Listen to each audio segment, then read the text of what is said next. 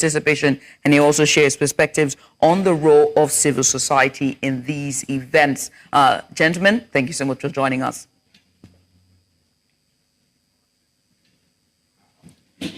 Thank you for having me. Thank you very much, Mr. Sowore. Mr. Sowore, first off, let's ask you an evaluation of the past 9 days, today the 10th day. What's your view on the direction the protest has gone so far? Well, it has been very, very successful, and I'm not saying it because we're involved.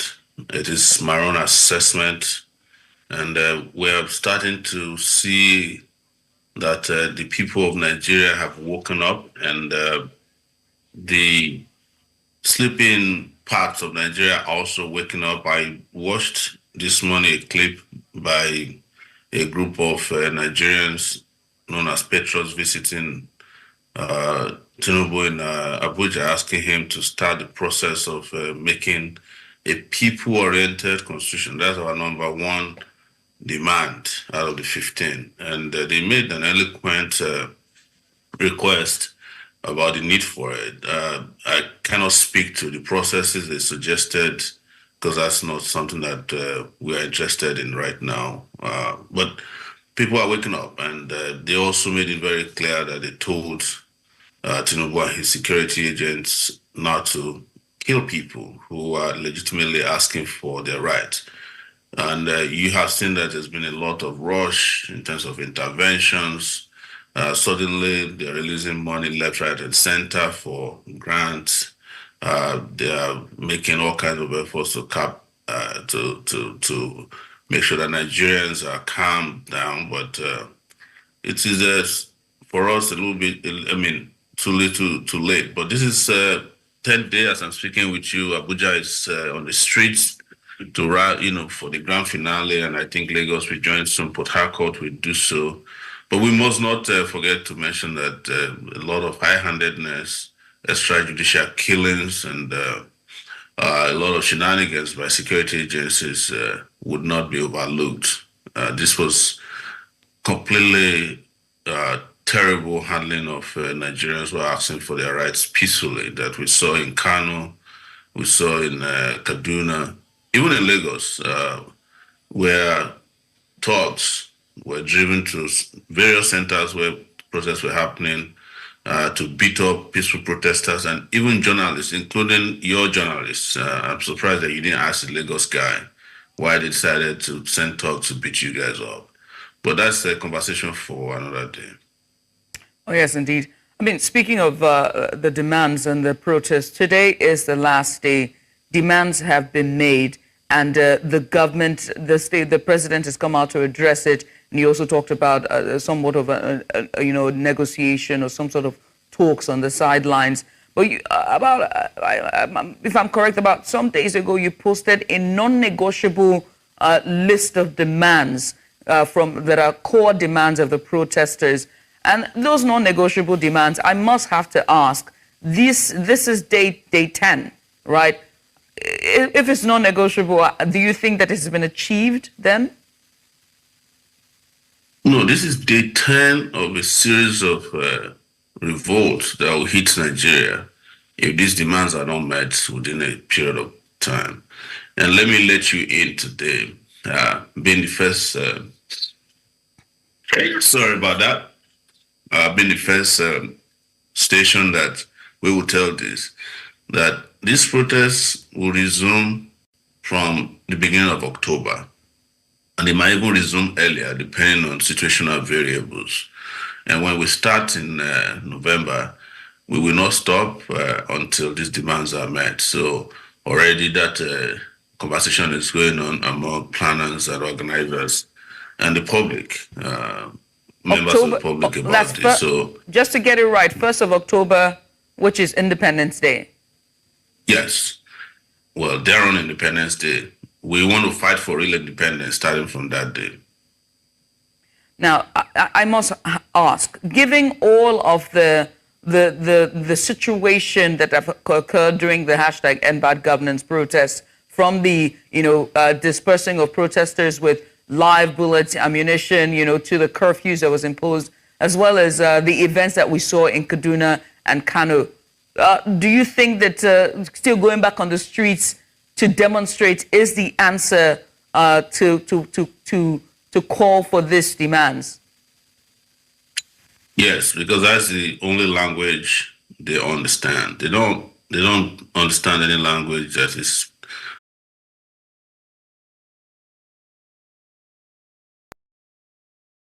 the first of those words, constitution. Nigeria does not have a constitution. You have Decree 24 of 1999 that was written by a band of military bandits in cahoots with their civilian collaborators. A few well-meaning men were involved in that exercise. But when you have the people who have not written their own constitution, you cannot, in such a circumstance, speak to citizens. Citizens write constitution. They write the rules based on their consensus as to how they wish to govern their space.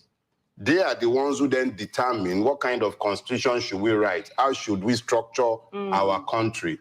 The last time the Nigerian did anything remotely like that was in 1962, when we moved from the 1960 Independence Constitution to the 1963 Republican Constitution. In actual fact, to create a fourth region, there had to be a plebiscite. The Western Regional House of Assembly had to pass the motion by a 2/3 majority. The Federal House of Representatives in Lagos equally had to pass that motion by a 2/3 majority before the Midwestern region was created. Since that time till today, we now have 36 states. In the country that we have managed to evolve, no thanks to the military who have forced the constitution on us without consultation, we now have 37 states effectively with the intervention of the Supreme Court that has now turned Abuja into our 37th state. We have 774 local governments, and all of a sudden, local governments are being created on the basis of land space. So you don't have a constitution. Let's start with that. When you factor that into the thinking, the madness afflicting our military will become easier to understand. The military in Nigeria is not there to serve a constitution. It is there to preserve the Nigerian state, which is essentially a criminal enterprise benefiting a few whilst holding the larger majority captive. So the Nigerian military does not serve the Nigerian people. It serves the purpose of preserving the state, whether that be at the expense of killing each and every one of the people who pretend to be citizens and have deluded themselves into accepting that lie. Because citizenship does not exist in a space ungoverned by law. But then I'll be running into the topic that I hope to be speaking to. But just understand, you don't have a constitution. Your military is not the same as the American military, where that lofty quote came from. And we are certainly not citizens. You know, I like what you said about new people's constitution or touched on us, indigenous to the people, then, most importantly, subjected to a referendum or plebiscite of the people, this new which gives it its legitimacy. Fantastic. I'd like you to respond to this point made by former President Olusegun Obasanjo. Well, he says, if my prompter can, he says he's worried about the current socioeconomic situation in Nigeria. He warned that Nigeria is sitting on a keg of gunpowder that could explode if the country does not address its numerous challenges. Well, the former president hosted 6 members of the Federal House of Representatives who are co-sponsors of the bill on a single 6-year term and power rotation. Let's listen in. Our main problem is ourselves. And until we take care of ourselves, it doesn't matter. We may have one term of 4 years, one term of 6 years, one term of 7 years. If it's the same people and the same mentality and the same way we do things, it won't change. So our beginning is ourselves. To my mind, yes, system, yes, democracy. We have to rethink democracy. We have to rethink the form of government. What is the character of the people that are in government? With all due respect, most of them should be behind the bar. And that is the truth.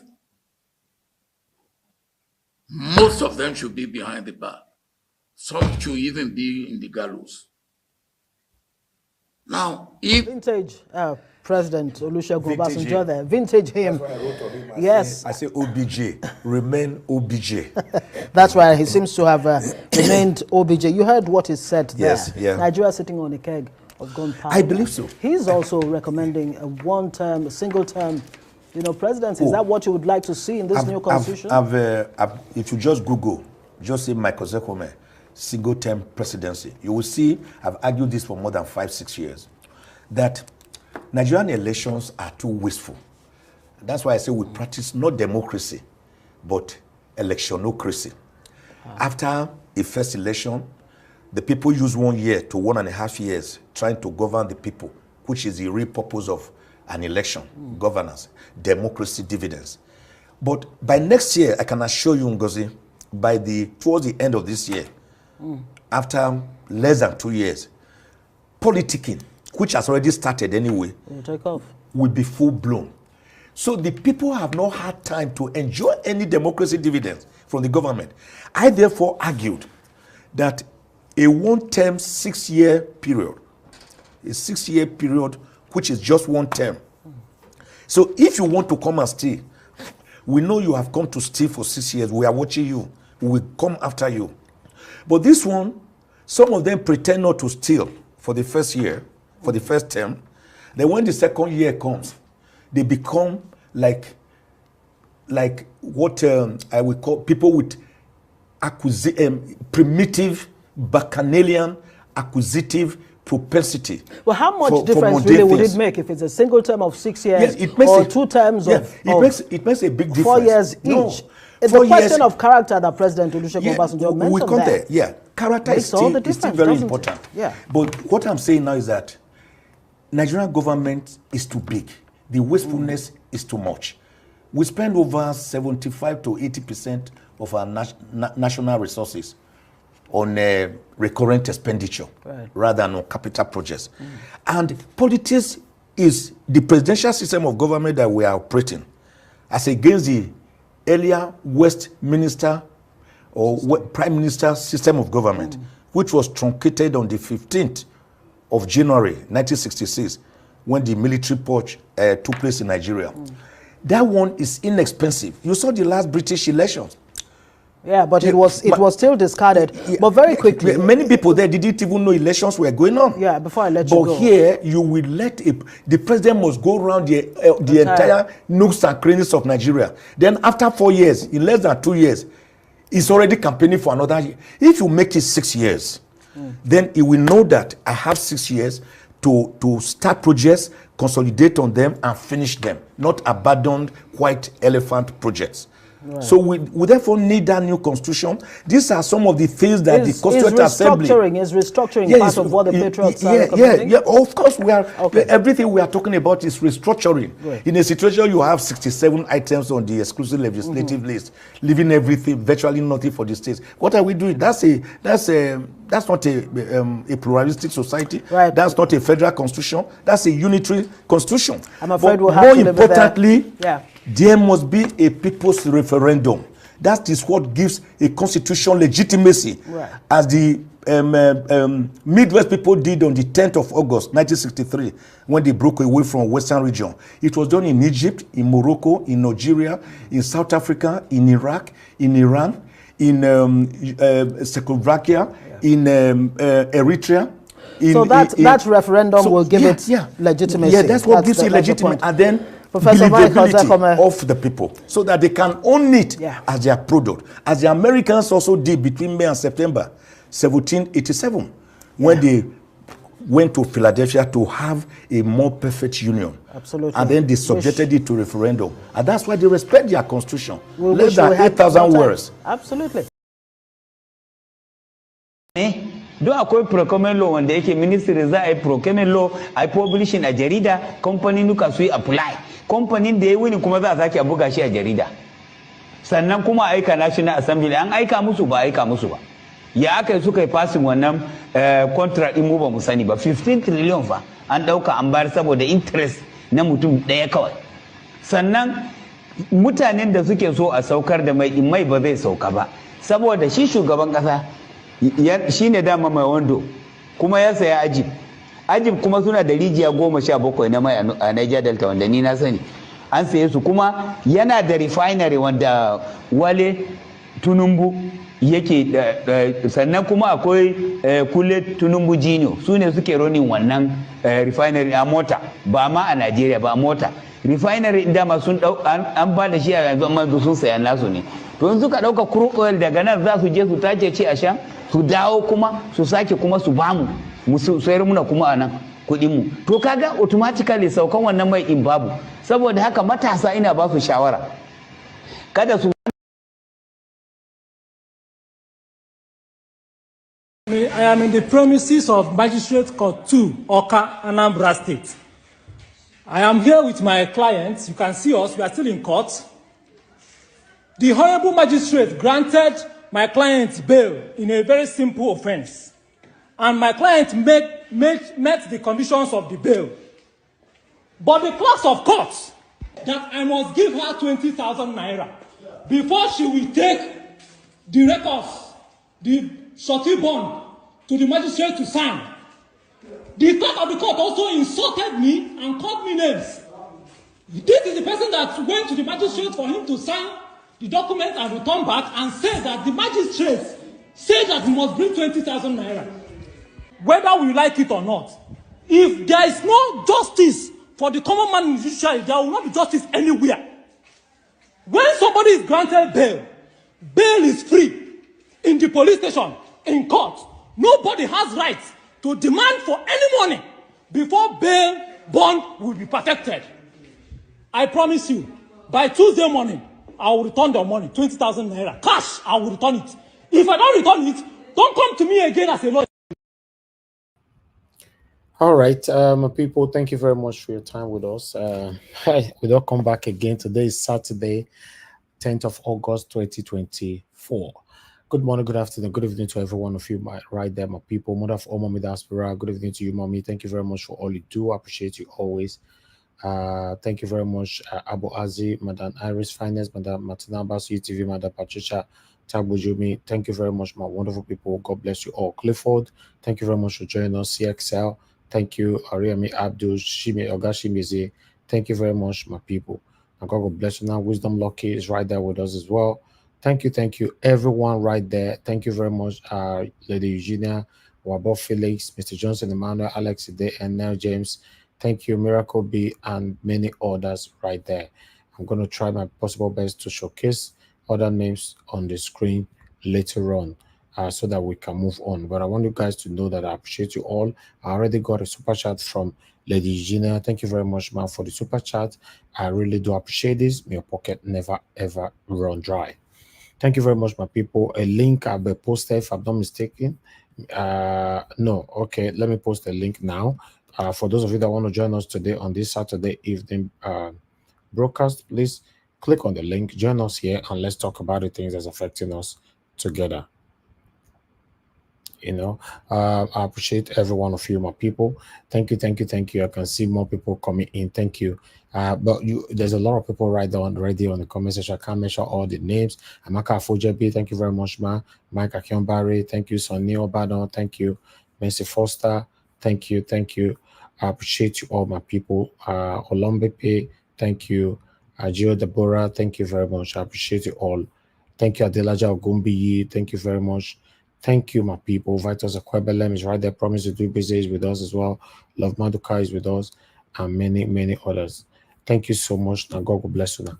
But I'd like us to move on. When I hear that last video that I played, you can see the level of the corruption we have in our country. Now see the way the corruption don't eat us to the extent, say, if you come be like saying our country now we get anymore. Just imagine. He asked me to pay 20,000 naira, according to the lawyer that was talking earlier on. That is very pathetic. But meanwhile, let me quickly take these articles right here so that we can move on. Madam Patricia, I can see you already on the backstage. I'll bring you in shortly in case you want to off your camera. Thank you very much.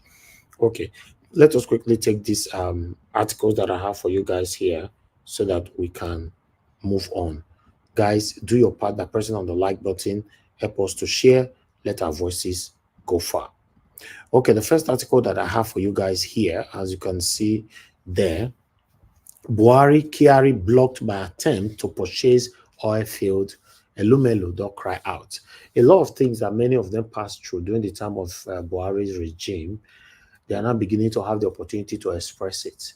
And some of them are more privileged now under Tinubu's regime. I don't have anything against that, because if you check all our government that have been ruling, they have their people. You know, yeah, a lot of people who benefited from Buhari, they didn't complain over the satanism of Buhari during that time. Why the people that is already benefited from Tinubu as we speak, they are not complaining over Tinubu. So this is it. That's how it works. So Elumelu is, you know, expressing that he talk and talk and talk there. But for me, I just thought I should bring that headline here. Not that I really do have interest on it. Now, billionaire people, now they talk for there. So meanwhile, the bag of rice where they say they take go everywhere. Governor Oti don't come out now say we don't receive anything. We haven't seen any truckload of rice from federal government. When they talk and say when I send trailer of rice go different state and all that, what happen to Abia State? We don't receive our own. So now Governor Oti now come and talk that one. You know, while this one this one are people where you don't really care about you and I in our country. Chief of Defense, I'm gonna get that one right. Chief of Defense Staff Musa hosts lavish dinner in Abuja while terrorists murdered several residents in Benue State. They say party where this man do, everywhere block, you know, why? What a country, Nigeria, a country where you cannot really talk. If you talk, you're already committing whatever. It's crazy, man. To be honest, it's crazy. But that's what we see. You know, I appreciate every one of you. That is all that I have for you guys right now. I'm just going to take calls quickly so that we can start talking. Today, our engagement will determine how long we're going to be here for. You know, since on Saturday, so I wish I can scrap that Saturday. I thought I would have done that long time ago. But based on some of you that are saying no, Nigeria Watch, please, we want you and all that. So that's why we are here. But still, let me take the first caller right now. We have Ogashimize with us on the phone. Ogashimize, thanks for calling in, sir. Good evening to you. Please talk to us. Hey, Nigeria Watch. Yes, sir. Talk to us. Thank you for picking my call. Thank you. Yeah, good evening, good morning, good afternoon. I greet everyone. You see, Nigeria, I don't know. It's like Nigeria, I still remember. It's crazy. I don't know how do we get here. You see, I used to love this country. There is one time I did I will celebrate. I think is it what year? What year is that? That's days back then. If you see me with my Akira legend, then see my flag. You know, I went to Silverbird when Silverbird was bubbling. I put Nigerian flag, open my sunroof. You know, the country back then was so good, so nice. But see, let me tell you one thing. Since this APC, this APC came on board, you see, PDP is not 100%. But APC just scatter, spoil, damage everything. You know, when you hear damage, you know, it's easy to bring a house down. But to repair it, to start over again will take you a time to fix it or to repair it or to rebuild it back. You see, that's where the stage Nigeria are. I don't know how Nigeria will get away from this mess. Is it the army? Is it the police? Police are cowards, and army, they are cowards. You can't even go after the bad people, on the streets. You know, you will have the guts put your trigger on armed protesters. It's too bad. It's too bad. I don't know when Nigeria will get this right. You see, what all these things now is that moving around, you know, or even the people that went to visit Jagaban, call themselves patriotic and all those stuff. Who I don't know where are they going? See, it's for you to say something, but you say it. That person you tell, is he listening? Can he do it? Yes, you tell me something. It's for me to do it.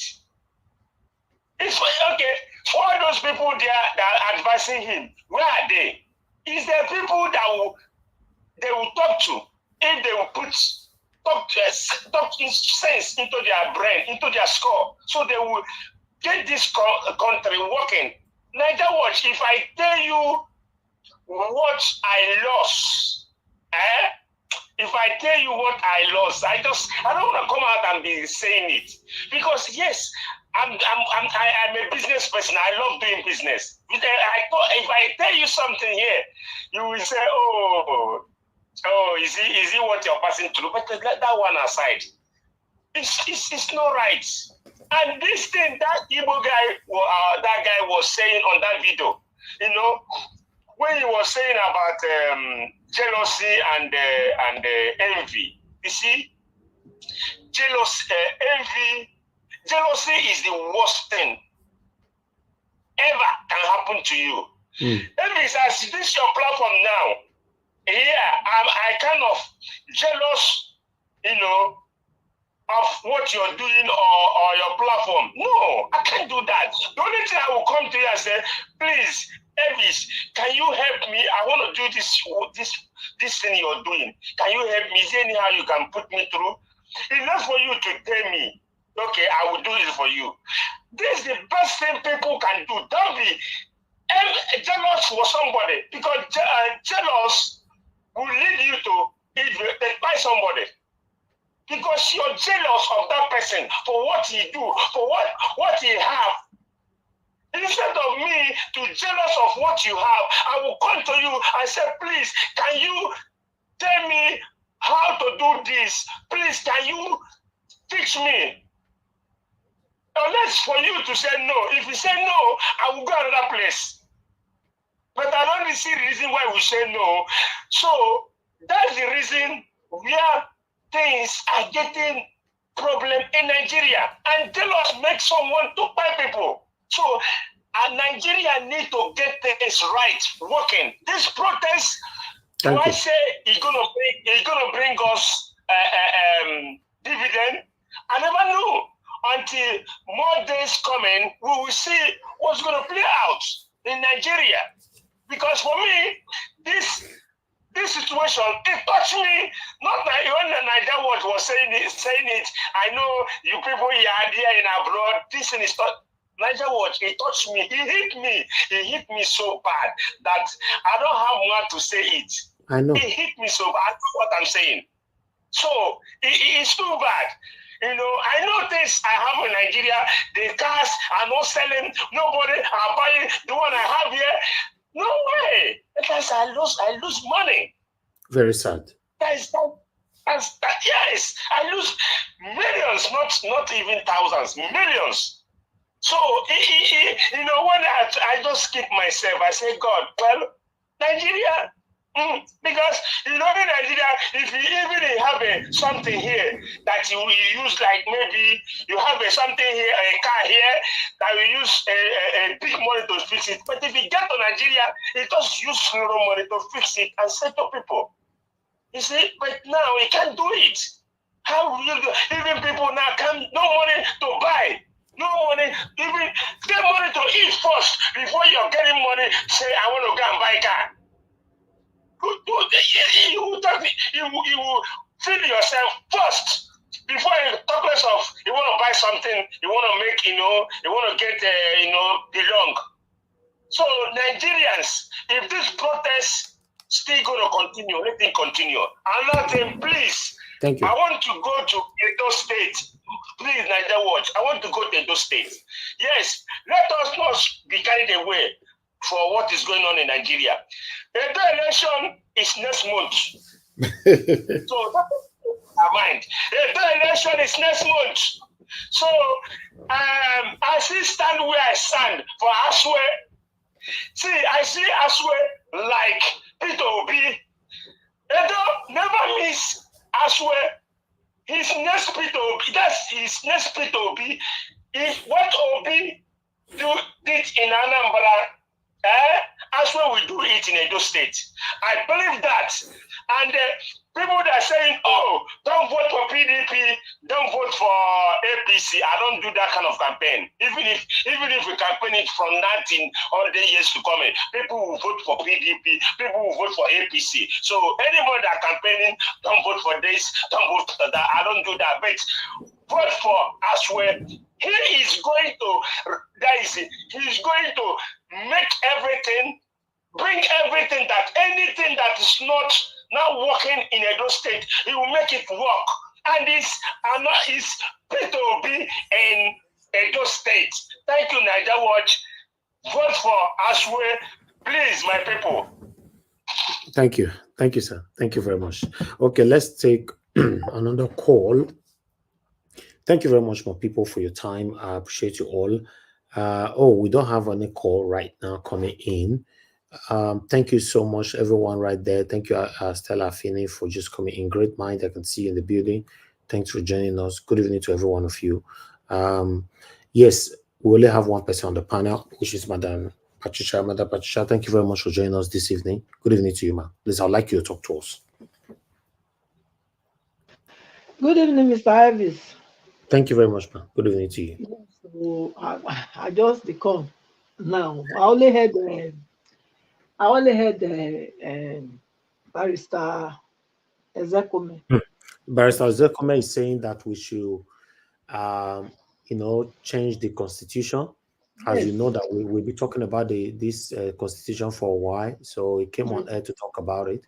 While Obasanjo said our leaders, all of them deserve to go to prison. Yeah, You know? I heard that. That's it. I heard that, yeah. Anyway, let me say shout out to Mommy as well. Mommy, good evening. And of course, those that are on the comment section, thank you so much for being part of this broadcast today. Please click on the like button and also the share. Mr. Ivis also, $ hit on it, please, very necessary. Thank you. And where are all our panelists? Okay, Mr. Oga Jonathan is there now. That's good. Okay, yeah, the constitution, I think the chicken is coming home to roast, We've been hammering on this constitution thing, and I pray that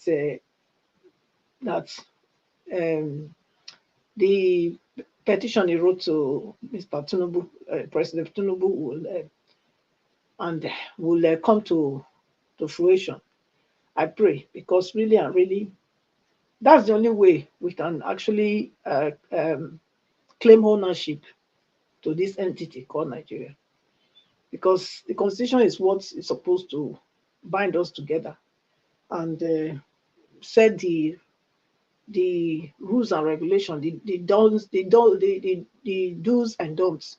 They are all in the constitution. But if we don't come together as different people with different tribe, different tongue, different culture, and different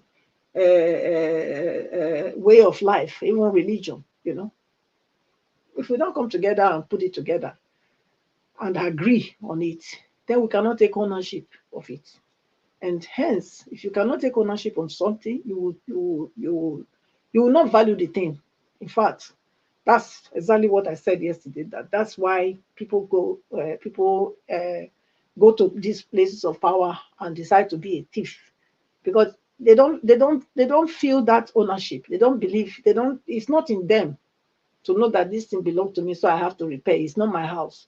That's how they see it. That's because none of us come into agreement to put this thing together.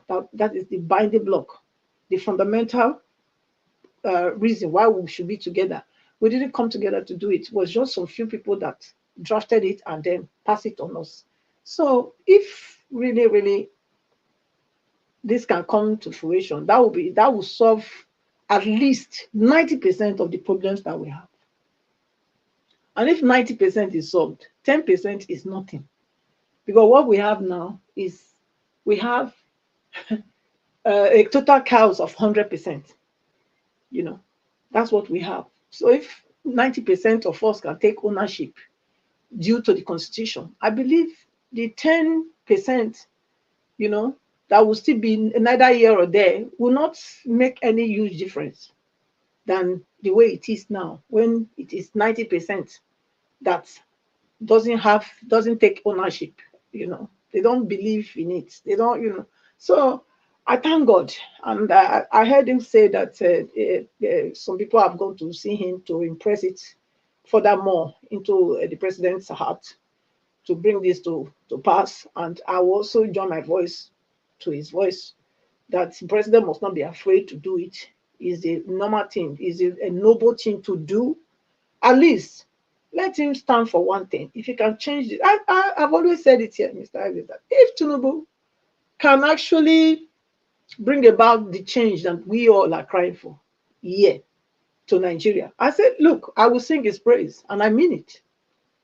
I mean it. If he dare to do this, if he dare to do it, which I know he can, if he really means to do it, he can do it. You know, if he wants to do it, if he means to do it, he will do it, and no, nothing will happen. Sky the air will not fall. Tinubu has that strong head to be able to do it. So I think if we can do this, you will see Nigeria changing, because then people can take ownership. People can believe that, okay, this is my own. I have to build my own. I have to, you know, save it for the posterity, my generation to come. Because the way it is now, nobody has taken ownership now. That's why you see them. Their children are not even Nigeria. They don't go to school in Nigeria. They are just like vagabonds, because only vagabonds that can behave the way all these leaders are behaving. You know, if you know you have a home, I think you will take care of your home. But if you don't have a home, then you become a vagabond. And that's what they are. That's why they are stealing their own money, taking it to somewhere else to go and, you know, prosper those nations. It's only people that doesn't know who they are, people that are just living and don't know the reason why they are living, that can behave like that. So I pray that will work out. Yeah, Obasanjo saying that the leaders should be in prison. It's true. It's true. 99% of them should be behind bars. 99%. Because what we have now is just thuggery. That's what we have as leaders. These are not leaders. These are not leaders at all. They are not. They are a bunch of, you know, criminals and thieves that are there. The worst of all, the worst of us, they are the ones leading the country. So how do you expect a country like that to move forward? How do you expect development? How do you expect progress? How do you expect infrastructure? You cannot, because it's not in them. You can only give what you have. You cannot give what you don't have. It's not in them. You know, it's not in them. So they cannot, it's not a magic, it's not magic. You know, neither is it a miracle. You know, to build something, you need capability, you need capacity. They don't have it, you know. So it's not about the baby grammar they are speaking to confuse themselves. You know, you don't need somebody to speak baby grammar to have capacity. You know, it's somebody that have capacity. That's what it is. And I think he also spoke about what was it again now? Trying to remember. Talked about the one term of 6 years. I think that's a good way to go, because really and really, if you look at it, these 4 years that they are doing, it's not really helping any matter. Because like we know, The election, they already started campaigning. The campaign don't start. It already starts. So what are we talking about? By the time they are campaigning now for the next one, for the next 4 years again now, which means everything they are doing now, the money they're supposed to use to better people's life, they will not take from that money to go and be putting in their campaign trips everywhere. So I believe this is 1 term is better, 1 term, 6 years.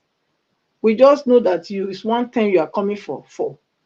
And also that will also help to have this continuation, and they should, in that constitution too, they should also put it, look, what they are doing now, Mr. Elvis, is that when somebody is in power, whatever they are building, they believe they are building it for themselves. They don't believe that it is for the country. They don't believe that it's for the people.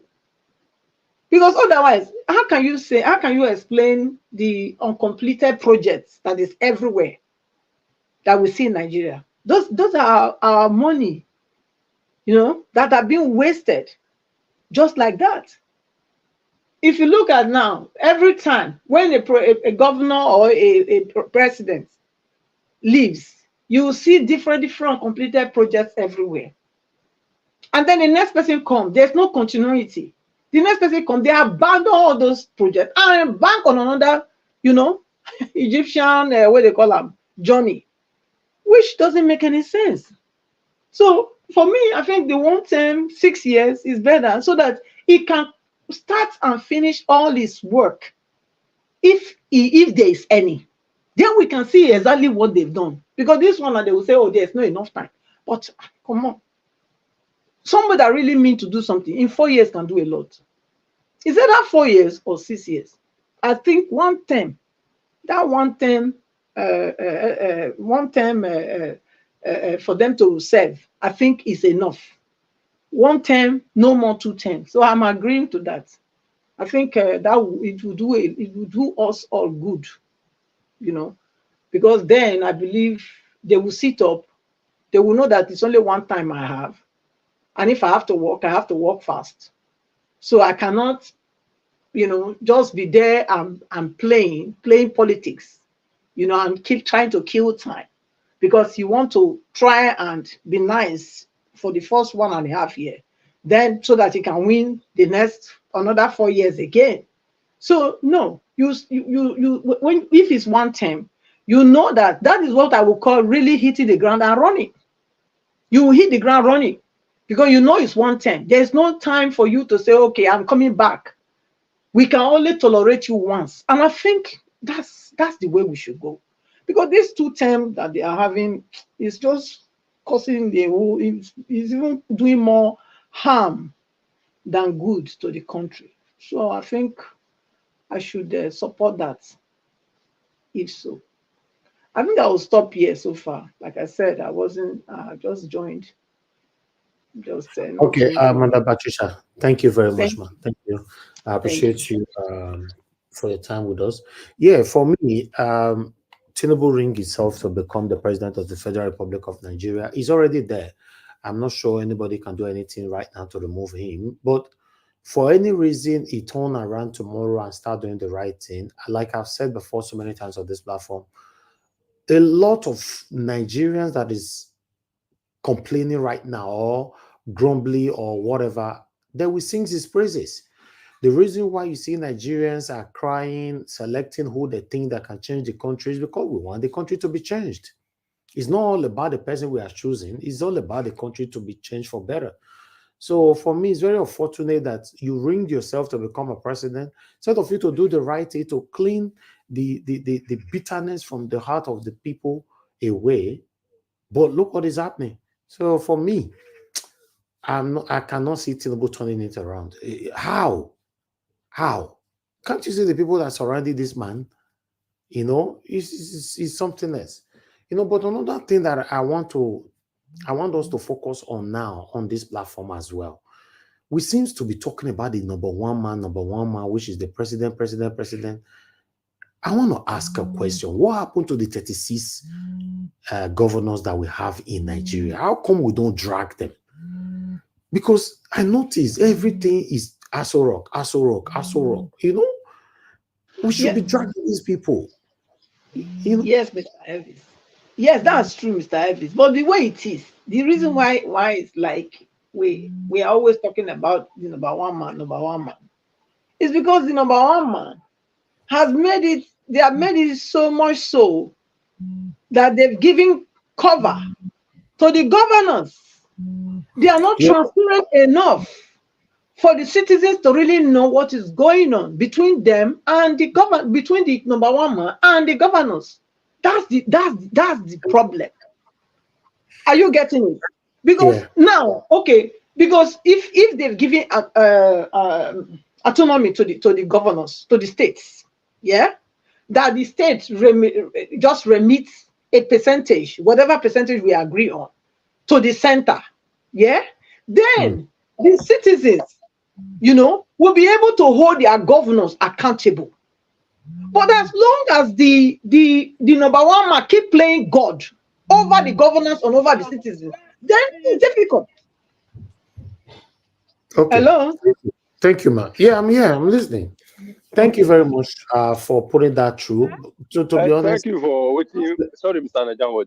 Thank you for what you talk. So because like number one man, not be only one policy where it just makes so now make all the whole country turn upside down. So now make everything in hand day. Everything day down my hand. Only one policy. No, let's say two. The lights and the fuel subsidy. Now make the country now turn upside down. So everything day by my hand. All right. Okay. Thank you very much. Thank you. Let me quickly take this call and so that I can come back to the next person, which I guess is Mr. Jonathan. Love God is my strength. Thank you very much, man. You were calling in, so I thought I should return the call. Thank you, man. Please. Good evening to you, man. Please talk to us. Thank you very much. Happy weekend. Yeah, thank you. Thank you. Yes, I heard everything that you and the sister Patricia is talking about. You see, there's the question you asked, and let me start from there. Let me greet first anyway. Good evening to everyone on the panel and on the comment section. And Mommy Diaspora, good evening and happy weekend to every one of us. God will continue to uphold us and continue to give us the strength that we are, because it's not easy to be supporting this country, because everything in Nigeria is not working. So we need the strength of God to stand the test of time. Thank you. What I want to say, I will start from where you started. You were talking about why is the 36 state governor, they are not calling them. It is true. They are supposed to call them. Because if you look at it, all of us, we are looking at the central President Tinubu, Buhari, everybody that has been president in Nigeria, they give them their own money. They give every state government money for their own state. So if anything is not happening in our own state, we have to go and ask the government, the state governors, and the local government chairman and everything, because money is given to them to improve the state. But they are taking the money and putting it in their pocket. Okay, look at example now, Niger Delta. Niger Delta, they have a lot of money that they give to them. I think Akpabio was the head of NDCC, if I can remember the name. He took a lot of money. He stole a lot of money. And when they called him to go and answer a question, he fell on the table as if he was dying. And he's the one now that is the third man of Nigeria. So when we look at it, Nigeria, what you said is very right. I think there is high time to start now. That instead of us always calling Tinubu, let us focus our attention to the state. What are they doing with our money? Why is our road not good? Let us know how much they have collected. All the ones they are talking about, federal road, have they collected the money? Why is the road like that? We need to know, because we don't know, we don't follow them up there. They are living as if they don't have any question to answer.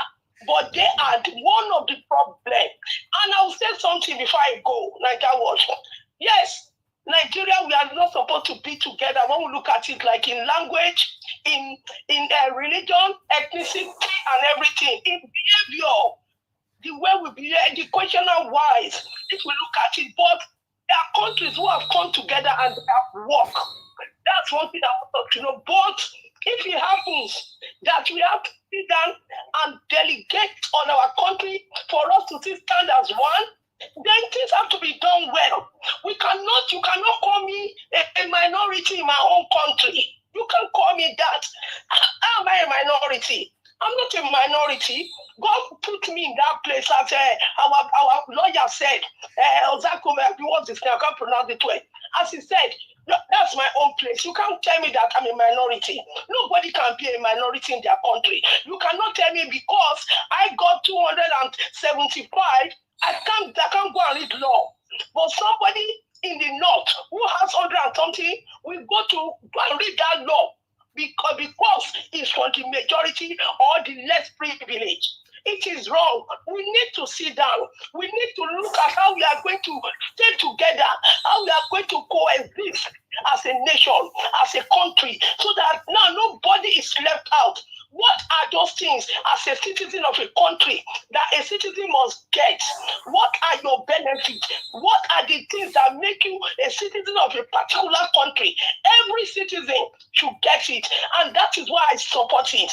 That everybody must sit together and say, this is it, this is that. We are going this way or we are going that way. Nobody should be left out. And minority should be come out for my name. Minority come out for my name. I don't be minority. I'll be majority in my own place when I come from. So give me that accolade. Don't give me minority. All of us are one in the eyes of God. Nobody is above anybody. Don't tell me that 3 tribes are greater than one person, and in the 3 tribes, 2 people are controlling, and they are not even allowing the other 3rd person to come to Aso Rock to sit. It is all corruption, it is all lie, and it is all stealing and damaging in our land. Tinubu, if he knows he wants to leave this office and be remembered, no matter how he came in, we will not look at it. He should sit down, call people for us to write our constitution so that everybody can mind their resources, and we cannot decide to say, okay, every year, every month, this is what is going to Aso Rock. We will make the Senate not attractive. We will make the legislature not attractive. Why are we having 2 people? We should only have a legislative body, not Senate. They are doing nothing there. So we need one, and we choose the people who want to represent us, not thief, not anybody. If we go out on our own way, if you steal my money, I know where your mother is staying. I know where your father is staying. I will go there and knock on your door. That the money you stole, come and count for it. My brother, thank you. God bless you. Thank you so much. Thank you. I really agree with you. Thank you. To be honest, for those of you that have been following us for a while, you know that I'm against the word minority. I don't just like it. You know, when somebody come here, you now be telling me that you are minority. I don't like it. You know, I don't know how to manage to put that together. But that's Mr. Evie, yes, ma'am. Mr. Evie, I beg. I want to add something. I beg. Yeah, Okay. You see, oh, God is so wonderful.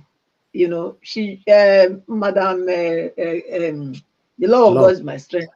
Yeah. Just awoken something in me. You know, that word there, that word minority is also one of the problems that these groups are having. I don't know how 3 people will come together and say they are forming Wazobia. Yeah. And then they marginalize the rest of almost 500 and let's say 570 ethnic groups in Nigeria. Only 3 came together and said they are Wazobia. Okay, the Wazobia, does he ever, because God is not from God, it never marginalized. It can never. And up to now, they still go about talking about majority, minority, majority, minority. Okay, when all of them were doing their thing, the 3 of them come together and say, now, so they want one. They were very happy. They were very, very happy. Then nobody was hearing their voice.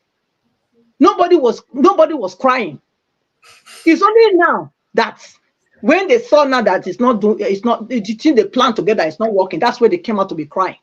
You understand? So if some people are the way I am, you know, nobody can blame me for who I am. Because when they switch you, when they switch una not think say other people they cry. What una they do? Una not think like that. It was you people were enjoying it. And up till today, if you still listen to them, they will talk, we are majority, It's Yoruba Hausa Igbo, Yoruba Hausa Igbo. Look, una never ready. Una ready to stand for that one Nigeria. I go no. As long as say na God put me for that country, not make me minority. That name will not give me. I not go ever answer am. And none of our people go answer am. God put us there. We are the majority. River Niger na for Edo State, former Bende, now starts. Now they. Thank you. Yeah. So that's how I'll leave it there for now. Thank you. Madam Patricia, if not because of stupidity that is worrying all of them, how can you be calling Edo State? Benin Kingdom was already in existence far before Nigeria was created. Then you are talking about minority and majority and all that. This is why we find ourselves confusion everywhere. Nigerians don't love themselves. We are fighting ourselves over rubbish and all that. So for me, I don't know who divided the country, who created these so many languages, everything. In fact, the problem started all the way from the foundation. But meanwhile, I'd like us to move on. Let me call on Mr. Jonathan. Mr. Jonathan, thank you, sir, for joining us today. I appreciate you. Good evening to you, sir. Please talk to us. Okay, Mr. Jonathan, it looks like you're not available. I'll move on to Mr. Destiny. Mr. Destiny, please talk to us, sir. Good evening to you. Good evening, Mr. Najawad. I greet everyone. Go ahead now. I greet my mother as well. Good evening, ma. Yeah, I'm with you guys. Sorry. Okay. Like our sister will just talk finish now. Talk. The country is somehow even like Obasanjo where they talk.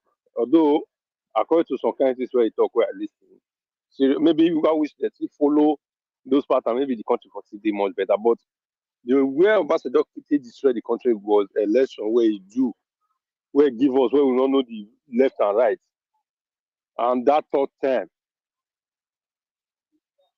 You still there are more people where we say they don't make the country because we need Obasanjo be like person where they need kickback. We need anybody where they put for there, anything where it said there. Where them because they can't be like say the country now, it can't be like meeting for them. So the people where they on top. Now what they tell the man where they there, now ain't good to do. Now then that country be like that. If may they leave that country for the person, any person where they do, when the person is there on the own, take the decision. Because right now the person where they of office not gonna get mad on the own. And he know want get the mad because this ring where we even they talk now, say even this drug bar ring. If now letting why no feed one.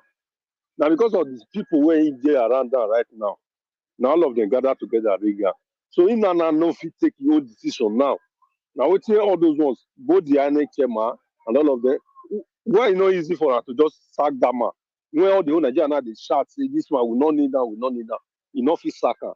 The Malakiari, everybody they shout, say this man. Buhari time, he tell us say 2019.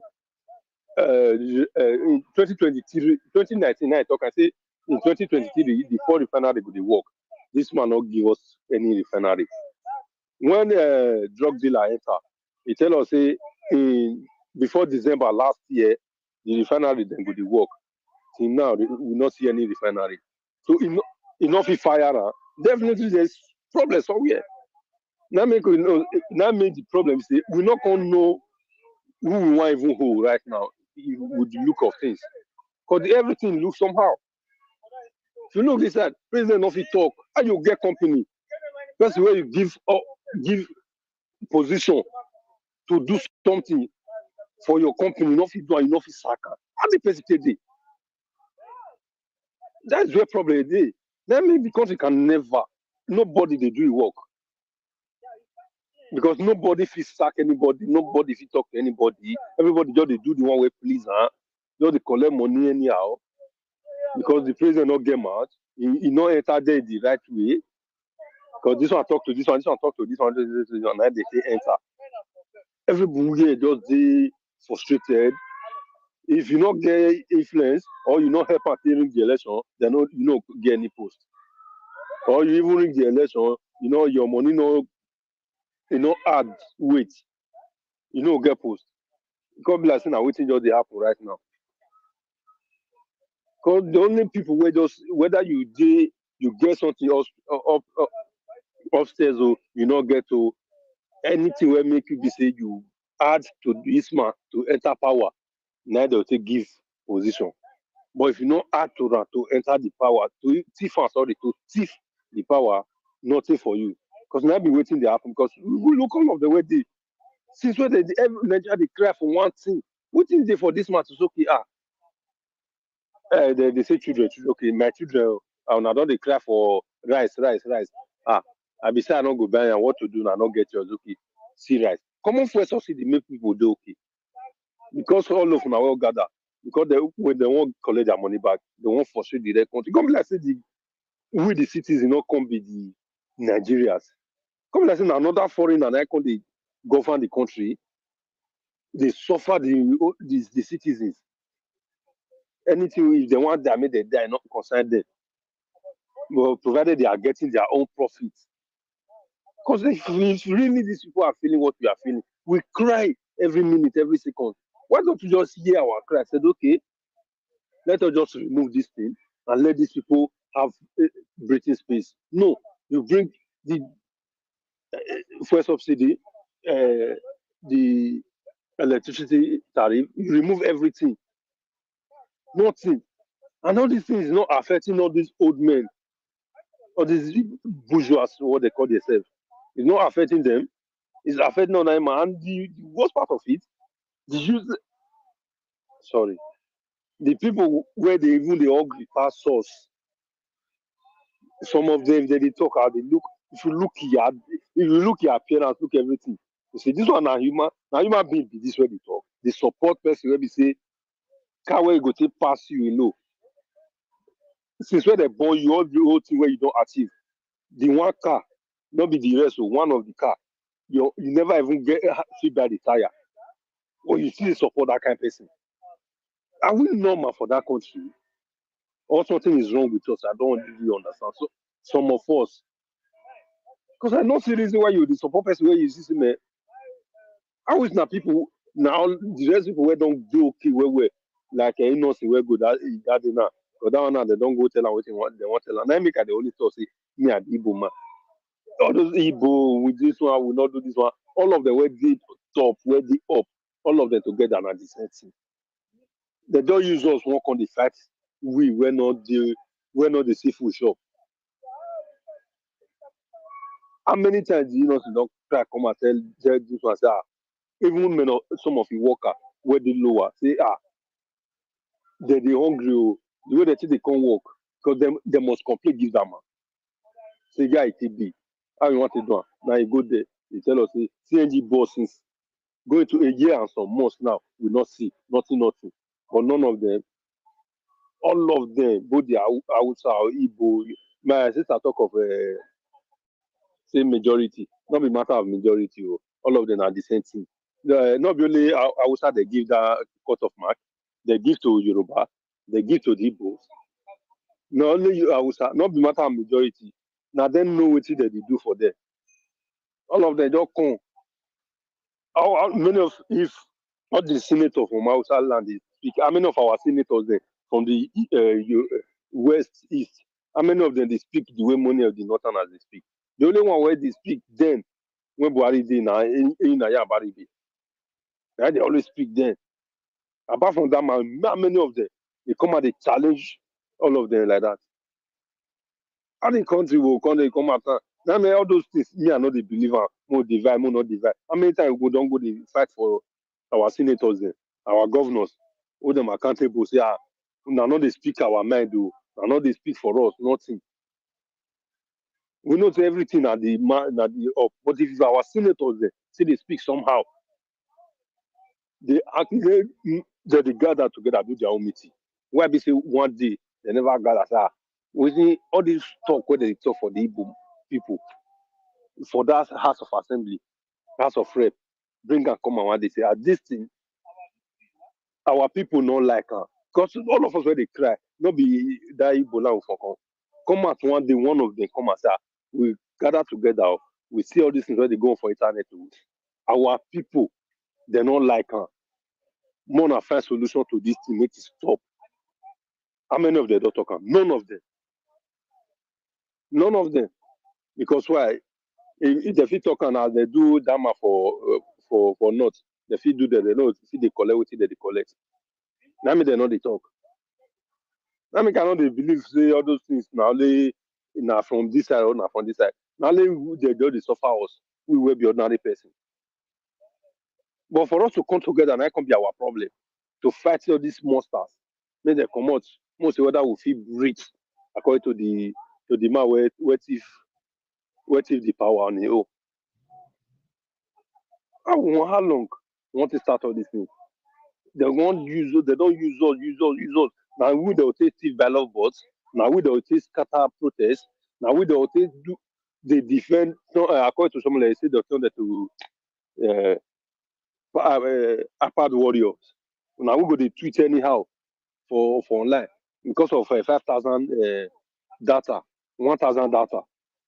No, and the data are not even too strong. According to my go say some Abroadians Mumu Madus, where still they here with us. Still they Mumu follow. Mr. Nigeria, not vex for that one. Maybe not like that. We still they carry our body follow them, and we still they enjoy good things for year. Some of us, our children, they collect benefits for year. Some of us not even they work. We still they collect things for year. We still they support nonsense for there. I don't understand. How? I want to do. I want for. Thank you, Mr. Nigeria. Watching me, I don't want to be tired for this country seriously.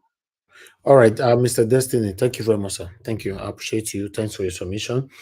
Okay, let me quickly call on the next person. Mr. Jonathan, whenever you are ready, let me know. Mr. Odua, please talk to us, sir. Good evening to you. It's good to have you on the show.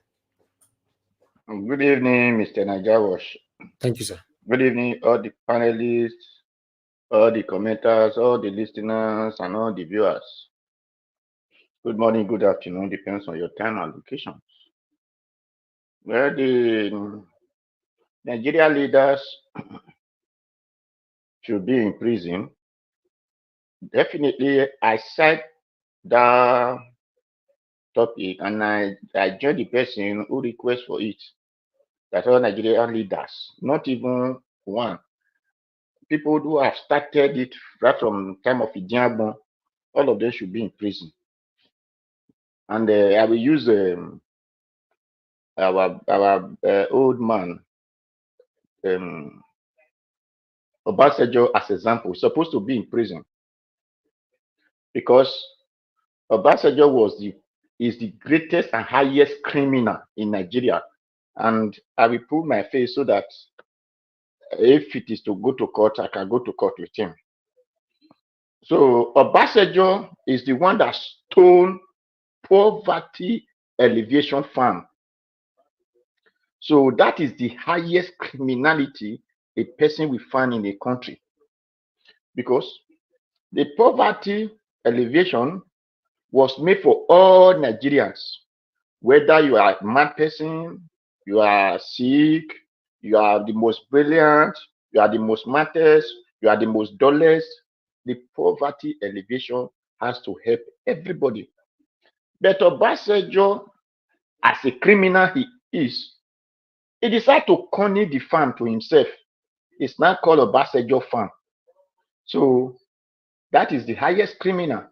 He stole from nurse, he stole from a born baby, he stole from the pregnant woman, he stole from those who have not yet even think of coming to life in Nigeria. Obasanjo stole from all of us. So such person is supposed to be in prison. Then Babangida came into power and started sharing money, making everybody into fast lane. People doesn't responsible for who they're supposed to be. Babangida destroyed the country for 10 years, 9.5 years. He print money from China. So such people supposed to be in prison. I remember 2 planes crashed in the time of Babangida time, the people of Bendes, the Edo Delta, Bayelsa, were nothing less than the military that Babangida gunned down in that two crash. We are nothing less than 11 to 17, which came from our region alone, not to talk of the one that came from Igbo or the Yorubas. So all these kind of people supposed to be in prison. Then now the Buhari, which brought Sharia law to our land, people will say, Buhari is too good. I said, no, Buhari is not good. If not a Diagbo, Buhari evil will have opened for people to know that time. They said, no. Then when he came, a Diagbo was no longer there. Then they saw the Buhari evil now. That Buhari has to invite his brothers to come and destroy Nigerians. Today, Nigeria are not going to farm because of Buhari hard work. He packed his brother from wherever people can talk, put them into, infiltrate them into Nigeria military. And the Nigerians who are really Nigeria accept that. You now came see people from outside of your country are now the head of your navy, the head of your air force, head of your whatsoever you call parastatal of the military. Those outsiders became your head, and you are the owner of the land. They all accept it, and that is why they, whenever they say they arrest Boko Haram, they will tell you bring it to Abuja. A person who commit crime in Edo State, they will tell you bring it to Abuja, and our Mumu Edo people will agree and send it to Abuja. Where they commit in Noundo, where they commit in death, wherever they commit, they will tell you bring it to Abuja. But if my person commit offense in their place, they will not bring it to my state. And the person that commit offense that's supposed to pay for offense, you will no longer hear of it. So these are the people, all of them supposed to be in prison. Now, Emilokon came into power. We told people not to vote Emilokon because Emilokon supposed to be in prison. But become a governor in the state, automatically you turn the state to your own property. Leventis has been taken over by Emilokon, known as what is even his name? Then the government, even some part of their stadiums, he turned it to be some property. He turned the entire Lagos for his own son to be the one that will collect sandboard. Anybody that want to arrest sandboard must pay his own son. And his daughter now become automatic market head. So all these kind of people supposed to bring prison. Who turned a country, a state, just a state that they were not even born of, a state that they came from different states and become, the people accept them. They're not told that state to become their own property. And the people of that state are looking, are clapping and say no. So all these kind of people supposed to be in prison. And when such person come into presidency, it's going to turn the country to its own property. We said it. And that is what people are experiencing now. When he came, they said a private jet, president private jet, the one that Buhari used. Is he not still there? Why is he not using it? He went and buy another one. And the senator who said the Nigeria economic is down, approve it without looking back. He went and buy ship. I don't know the occasion he has on top of water. That the president is now going on top of water. I don't know if it is going to be the president of fish or the crocodile or crayfish inside the water. Then he now said that is where he's going to open the office and buy a ship with our own money. And those senators approve it. But when the Nigerians are now saying they are hungry, they are telling us that we should come and negotiate. They did not negotiate with Nigeria when they were buying those ships and private jets. Then he went and spent our money on the vice president that have a house. They come to other office to come and collect our money to build a house, or they come to the office to come and work for Nigerians. But the Nigerian people, we are looking. He used our money to go and open office for his useless wife. What concern Nigeria concern president wife? It's just a president wife. It's not occupying any, it was not choosing in any office to work for Nigeria. But Nigeria fall down and start clapping for him. So all these people supposed to, whether in the present time or the past, and when it comes to states also, all those senators, all of them supposed to be in prison. Because when people are talking of federal road, they say ask the governor. It is not the state governor you need to ask. You have to ask your senator what happened to allocation that they brought, because they are the one to sign the money. It is their duty to know that the federal work is done in their own state or it's not done, and they will hold the person who's supposed to do the federal work accountable. But because they are not there because of the state, they are just there for their greedy interest, and that is why they don't care. Like electricity was not working. It's not the state governor. It is those senators that are supposed to hold whoever that is in charge of that electricity accountable, because it is for federal. But if it comes to the state own, then the people of the state will hold their state governor accountable and their state assembly accountable. But why? It is not where they measure federal. So this House of Assembly and House of Representative and the senator has to be held accountable.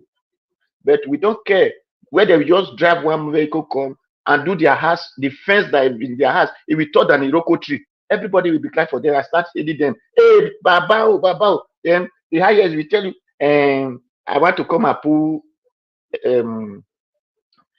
transformer. The transformer that will not work. They will not even connect electricity, connect wire to that transformer. They will say, I put one transformer for them. You put transformer without electricity. Then the next time, when it's about to leave the office, they will come and remove the transformer away from there. So it will come another next time, tell you, I'm going to do this, I'm going to do that. Everybody will clap for him. The senator eats the money of the state more than the state governor, because all allocations that come for federal come through them. But we don't care about them. We don't even know if they exist, because they go and stay in Abuja for all their time. They used to collect millions and millions and millions. After their tenure, they tell you that we never have anything. Go and ask your state governor. So these are the problems we face. Then we know that the state governor also, they are also evil, because as any state governor who decide to privatize any state property, any state resources to outsiders, is enemy of the state. Because your state must be first of anything you want to do.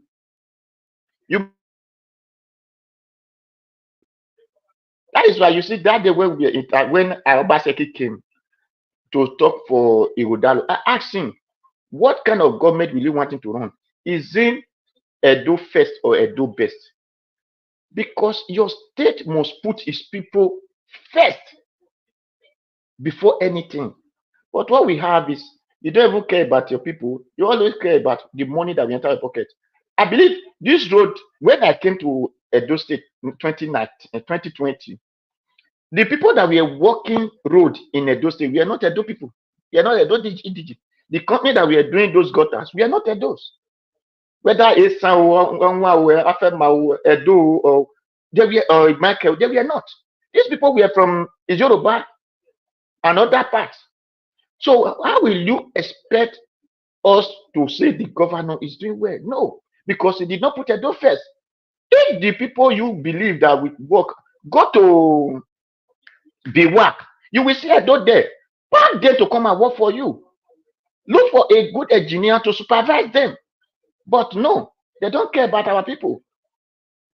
But they want to come and become the state governor.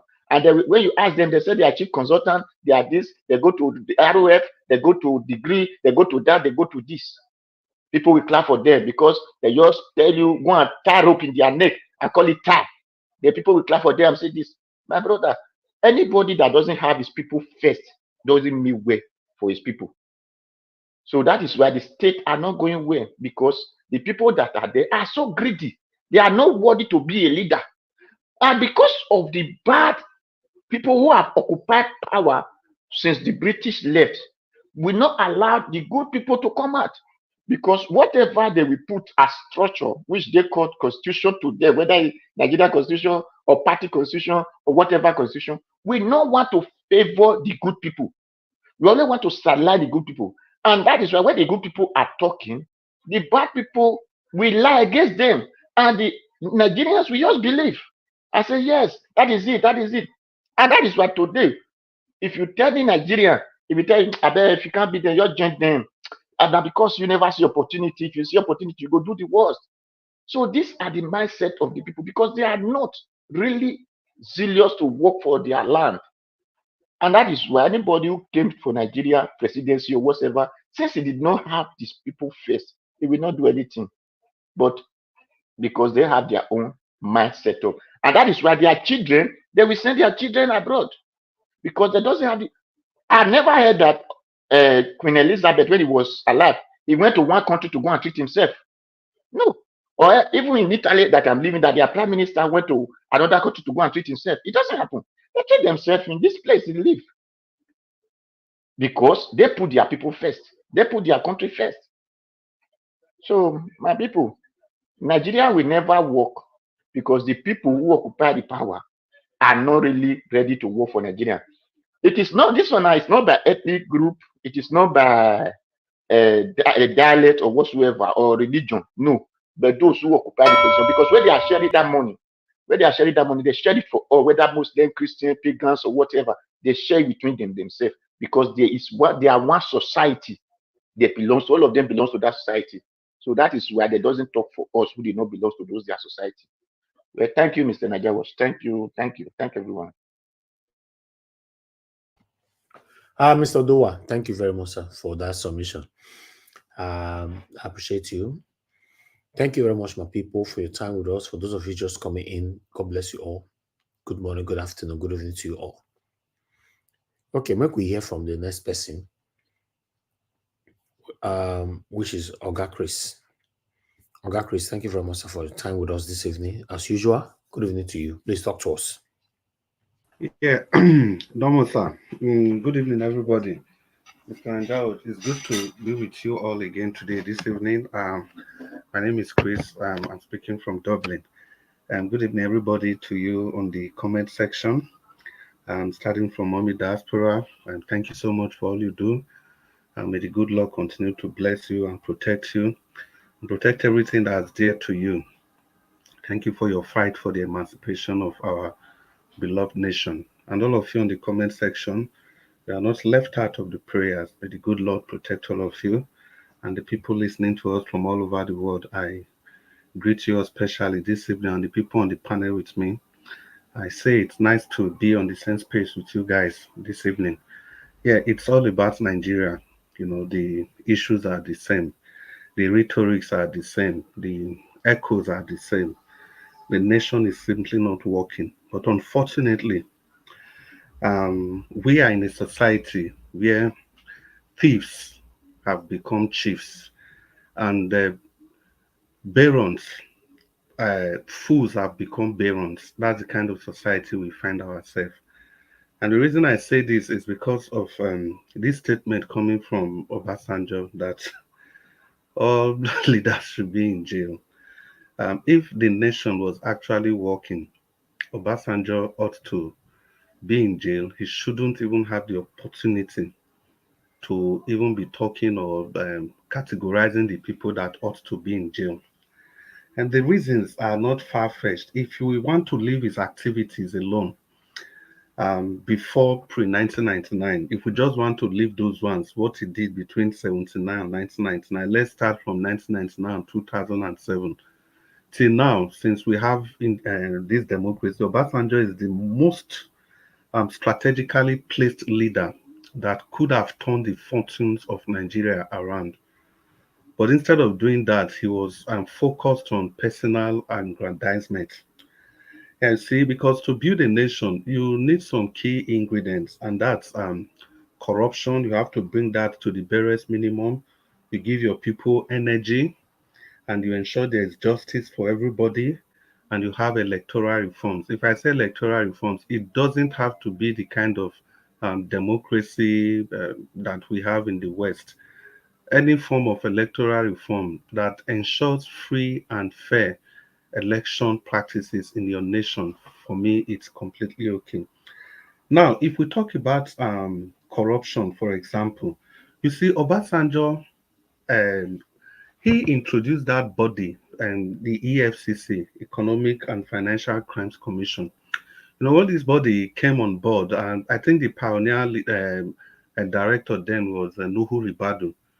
Instead of Obasanjo to allow the EFCC to do what it was created for, Obasanjo started using the EFCC to chase all his political enemies, people that stood in his way. Their repercussion for ever daring him is the attack dogs, which are the EFCC. He sends those people after him, after them. So those were the preoccupations of Obasanjo all through his tenure. Although once in a while he gives everybody something to chew on, they are once in a while maybe one or two high-profile criminal cases, but the vast majority of the people his EFCC were after were those people that were perceived as his enemies. Then talking about energy, you see, Obasanjo was there for 8 years. And the first time in the history of Nigeria that Obasanjo refused to have the minister of the minister of petroleum, Obasanjo refused.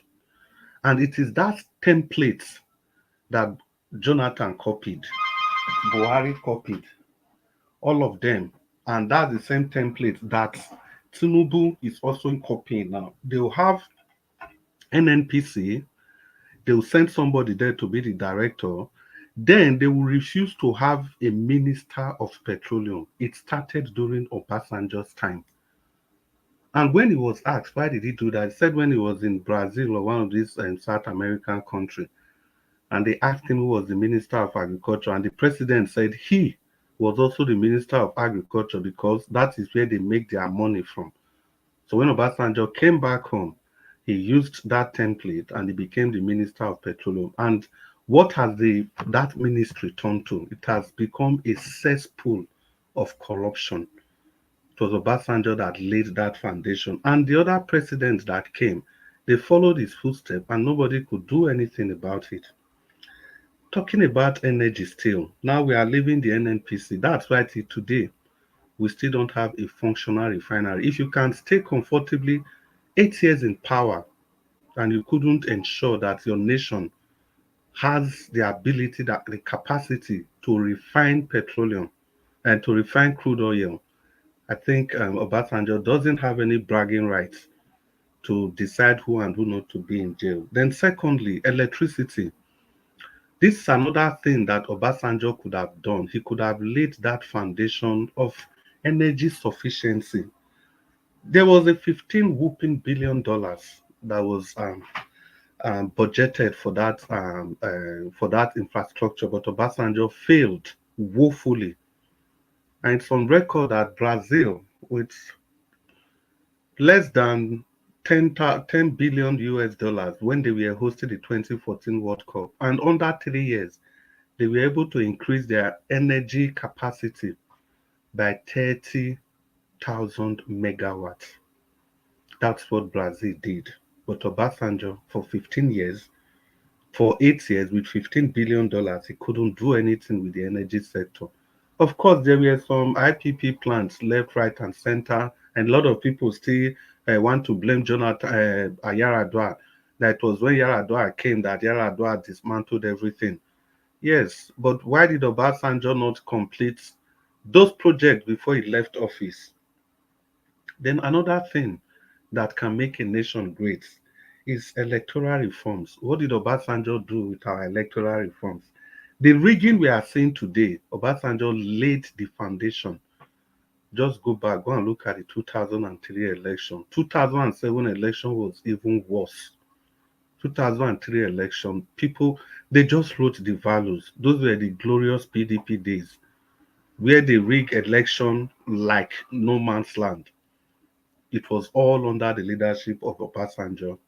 Electoral reforms completely zero. To the extent he was planning for a third term. Then the justice system. For any country to develop, justice is also another ingredient. But during Obasanjo time, was there justice? No. We don't even need to talk about the Odi massacre, to level down a whole community. And what about the Zakibia massacre, a whole community? Two, because of your personal what? And this is the same person, his Minister of Justice and Attorney General of the Federation was gunned down till today. Till today, we've not been able to get to the roots of who gunned that man down. We are talking about the Attorney General of a federation and Minister of Justice for that matter. Till today, we've not been able to get to the root of that.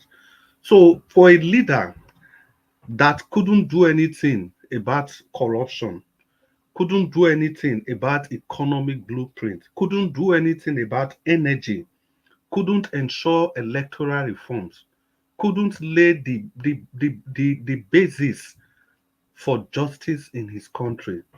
Coming back after how many years to categorize who and who should be in jail. It is on record that 1979, all these were before 1970, between 1999 till now. Okay, if we talk about pre-1999, Obasanjo conducted the worst election we had before 1999. That was in 1979. It was exactly how they manipulated 25% of Abuja. That was the same thing Obasanjo did with that election. Imagine if he had allowed a free and fair election, if he had allowed everything to work the way it should work in this country, the people that are leaders today, none of them would have been able to get close to power. If he has ensured a free and fair electoral system, if he has strengthened the institution, the EFCC, and the judiciary system, if he had ensured electoral reforms, I kid you not, the people we have today, the leaders that they are complaining of today, none of them could have ever gotten close to power, or any one of them that messes up could easily be in jail. But the institutions that were created to defend democracy, Obasanjo undermined all of them, not one. Is it during his tenure? We know how two ship, crude oil ship, two got missing. Na Nido abi na Akara. Two ship got missing on Nigerian waters. Till today, nobody knows anything about those ships. Mr. Du already talked about the Poverty Alleviation Fund. It's on record in the early 80s, the president of Tanzania, when he came to visit Obasanjo farm, and when he told him that farm belonged to one person, the man shouted. A president like him said this was unbelievable. Where did Obasanjo got those funds from? So if we are talking about Nigeria, like I said before, it's a shame that thieves have become chiefs and morons are barons in Nigeria. The people that ought to be in jail, they are the people that are complaining. The people that have zero business in governance, they are the people that are governing the people. Is it a nation where we cannot distribute common rice? Common rice. We can't distribute rice amongst ourselves. It's on record. The stuff that the West brought to us as a nation during the COVID, we couldn't distribute those things amongst ourselves. Rather, the so-called leaders, they took those things for their personal gains. So not until we understand that the way we are now, we are not going anywhere. The level of injustice is too much. And the level of ethnic division is just too much. You have a country. How many people do we have in this country? And first of all, you call some people in your country ethnic minority by yourself. Black people like you call some ethnic minority. If it is time to do election at the federal level, for you to even stand a chance, you have to come from one of the big three, now the big two. And yet we are expecting a nation that will, I don't know, that will transform to what? And the people that are talking, unfortunately, they will never get the opportunity to get there. We know the people we have in power today, they are running the nation like an enterprise. Can't we all see? All you need to do is to believe in that enterprise. If you believe this nation is not meant to work for everybody, you believe it's a business enterprise, then automatically they open the door for you and you become one of them. At that stage, it doesn't matter your tribe, your religion, or wherever you come from. At that stage, it doesn't matter. The only time it matters is when you are speaking up for the nation. This nation has been created by the British, and we know it was wrongly put together, but we've had many opportunities. There has been many watershed in our history where we could have done the proper thing, where we could have corrected the ills that the British gave to us. That is even no longer an excuse, because every country, every singular one of them that the British created, is either they have changed their name or they have gone their separate ways. Just look at the nations that surrounds you. Is it Ghana that used to be called Gold Coast? Is it Ivory Coast that used to be called Cote d'Ivoire, that used to be called Ivory Coast, that used to be called Cote d'Ivoire? Or is it Benin Republic that used to be called Upper Volta? Just look around you. But yet we have refused to do anything because the nation, the way it is, it benefits the people that owns the nation. We think Nigeria is not working, but we are wrong in the sense that it is not working for you and I. That's Nigeria, that Nigeria Watch has talked about every time. Nigeria, a better place for you and I. To them, that is not their problem. The way Nigeria is now is working for them. So that's why they are not ready to change anything. Is it not yesterday we were just talking? What will it take the president to even reduce the number of ministers? Let's say from 48 to 45 or 43. All the demands that they've placed before this man, he can't even touch one, not even one. So this goes a long way to tell you that they feel we don't have a stake in this nation. You and I don't have it. The only thing that will make you to have a stake is to get into the political class, and not just get into the political class. You must have to speak for the powers that be. Otherwise, nobody is going to listen to you. Otherwise, sooner or later, something is going to happen to you, and there will be nothing you can do about it. The injustice, the level of bloodshed is too much in this nation.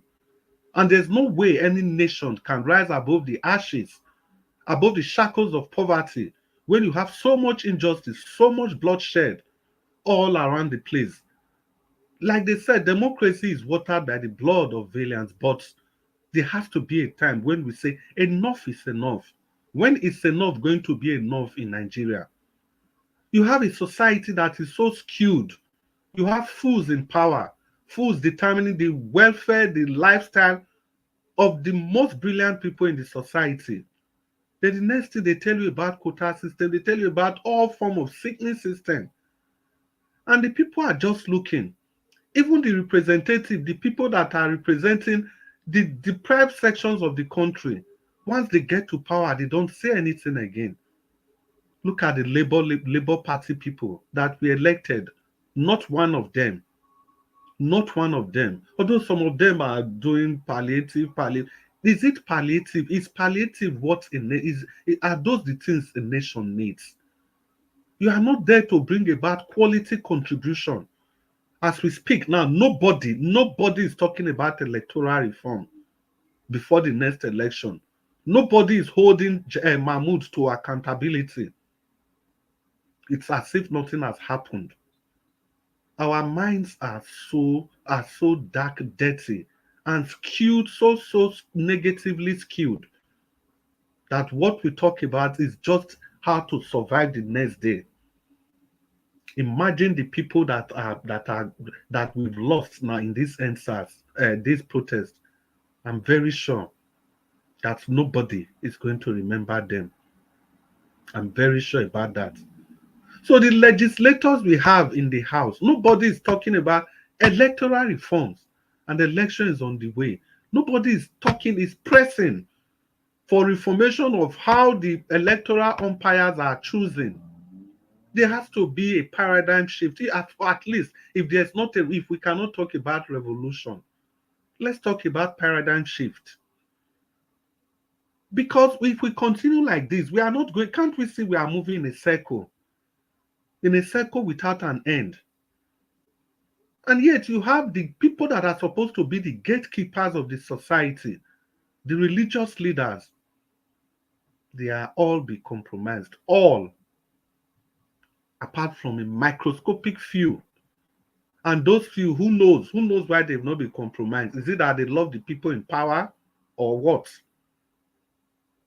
So these are the issues that we are facing.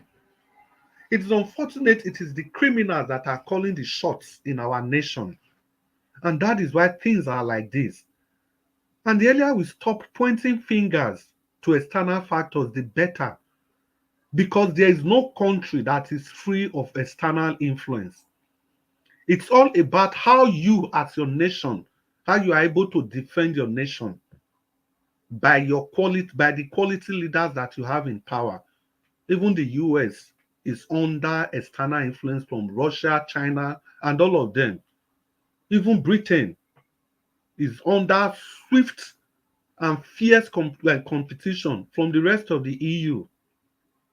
All of them, the Balkans, they have swift competitions with Russia because they share the same ancestry with Russia.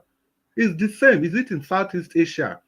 Vietnam, all of them, they are all having one form of competition against each other. Even in the right there in the Middle East, where you have the Abu Dhabis and all of them, those kingdoms, United Arab Emirates, those kingdoms there, they are all still in competition with each other. They are all competing with each other who will attract the most tourists. So it is the same all over the world. We can't keep crying. Instead of we to keep crying, we need to do the proper thing. We need to love our nation. We need to love our people. Because that is the difference between leadership in the West and leadership in deprived nations, not just Africa alone. Immediately you have leaders that will love their nation. Immediately you have leaders that will love the people. They govern, they superintend over whichever word suits them. Because I can't even say this is leadership. They are superintending over us. What we need from them is just for them to love. If they love the people they are governing, definitely nobody will tell them, nobody will coerce them, nobody will impress it on them to provide the basic amenities of life, to provide things like as basic as electricity, as basic as road, as basic as pipe-borne water. Well, I can't even go more than this because I know you've given me a long time. In the second presentation, I'll round up this. Mr. Nanjawatch, thank you so much for all you do. I'm very, very grateful, and for the time you gave me. I appreciate this. I would never take it for granted. Good evening, Nigeria. Thank you. Thank you, Oga Chris. Thank you so much. Thank you. God bless you. Thanks for your submission. Thank you, my people. I appreciate every one of you. Mr. Davis. Yes, sir. You are ready now? Yeah. Sorry about the cutoff. I got engaged in a Talk to us. Conversation. Yeah. Thank you. Good evening to you, sir. Thank you very much. Yeah. I greet you once again.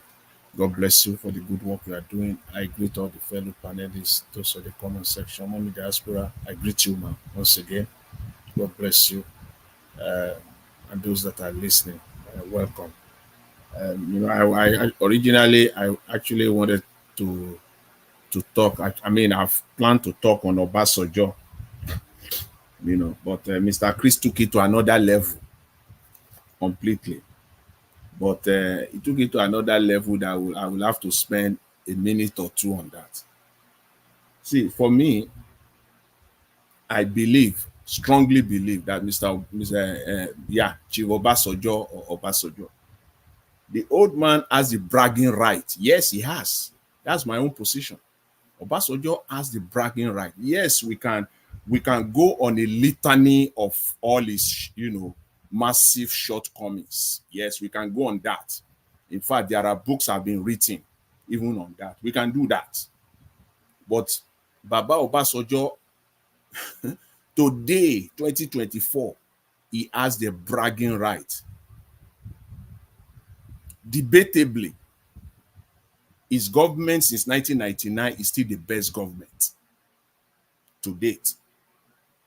The facts are there.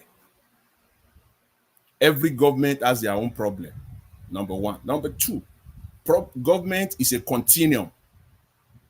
If successive government after Obasanjo have taken the step to improve on one of what Obasanjo did, or the foundation that he laid, those positive things that he did, Nigeria will not be where we are today. Yes, he has a bragging right. Arguably, he's still the best government. Obasanjo left a whopping foreign reserve close to over $40 billion when he was leaving. He eliminated the debt, brought it to zero.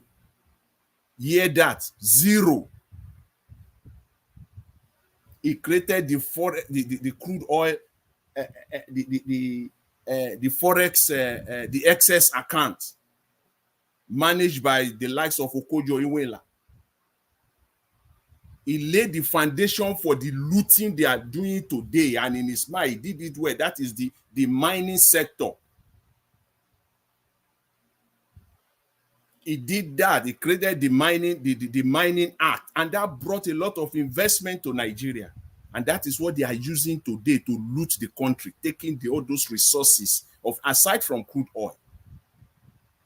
The loopholes in that act that successive government should have worked on, they left it, and they are using it right now to make the country.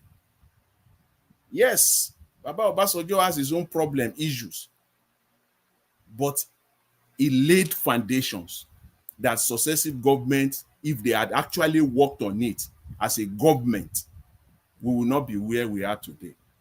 What is the excess crude oil account? How much do we have there today? Jonathan depleted it. From where Obasanjo left it, Jonathan depleted it to up to about 12 billion. As at the time Buhari was leaving, he depleted it to less than 300 million. CO, $12 billion depleted it to less than 300 million. That is Buhari. So for Baba Obasanjo, I believe he has a bragging right to some extent, because if you do comparison, yes, his government is still the best government. Every government has their problem. He has his own shortcoming as a politician. From a political perspective, Obasanjo, you can say yes, a massive failure. But from the developmental perspective, he played his role, especially economically for Nigeria. It is successive government that blow it. That's what I want to say on that with respect to Obasanjo. And what you said, Mr. Elvis, just before I was cut off on the broadcast, talked about the governors. Very profound, that we should also be challenging the governors. But you know the problem? The problem is the Constitution. The federal government knows that. Each and every of these governors, politicians, they know that. They are aware of that, and they are leveraging on it. They want the Constitution to remain. They use the Constitution to cover their ineptitude. It is the Constitution that they are using. If you go to any state governor now, they will tell you before you say jack. And when they say this now, you keep your mouth shut. They will tell you about, they don't have, the Constitution does not give them right. They'll start telling you about the exclusive list and the residual list. The exclusive list that has about 68 items on it. everything given to the federal government. Ordinary for you to set up a business in Nigeria, business registration, business name, it is the federal. You can't do it through the state. And yet you want the state to develop. Minimum wage that we're talking about, it is the federal that will negotiate it. State government cannot. Stamp duties. When you do business in a state, you do that business in that state too. Stamp duties. Do you know the trillions of naira that is sitting on stamp duties today in Nigeria? It is the federal government that collects it. State can't get it. It will shock you. Even tourism that we all talk about. Tourism. State government cannot, they can't really go far on tourism. They still have to go to Abuja. They still need power from the federal level. Education that we're all talking about, the state can still not really go far. So even if you blame the governor, you have a limit. There's how far you can go. If you get to a point, the governor will send you back to the center. That is the useless constitution that they call federal constitution that the country is practicing. So it still boils down to the constitution. It will shock you that the VAT, the VAT that the Nigerian government collects, it is the states that collect this VAT. They still take it to Abuja. Abuja will now start distributing it. Sokoto and Zamfara, I can tell you for free, they don't collect. Zamfara and Sokoto combined together, they don't collect 2 billion naira on VAT annually. Look at the allocation of VAT in a 12-month period. Just those two states alone, they are collecting over 50 billion naira on VAT distribution. And yet, the two of them do not contribute together from VAT. Majority of VAT is coming from Lagos, it's coming from Rivers State, it's coming from all the oil-producing states. Those are the states that are contributing VAT, and yet they can't touch the VAT. It still goes to Abuja. Abuja will still have to decide on it. Who gets what, and you know. So, yes, we can go after the governor. It is important to do that, even with all these roadblocks highlighted. Yes, it is important to go after the governors, because at the end of the day, they are getting their allocation. And as I've said earlier, they love it because the constitution gives them the cover. And again, it is only the state governor that can challenge the federal government effectively. That's why the federal government always settle them. I see it as a form of settlement. The state governors can challenge the federal government and bring the federal government to order. Whenever they collect any of the Abacha loot, the state government, we've seen instances, 1 or 2 instances, they will rush to court to go and get a judgment that the money should be distributed.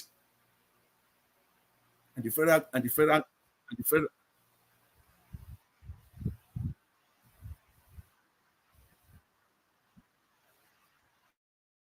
Hello?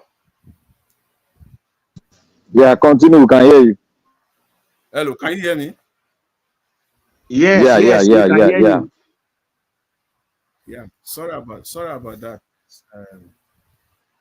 Can you hear me, please? Yes, we can hear you.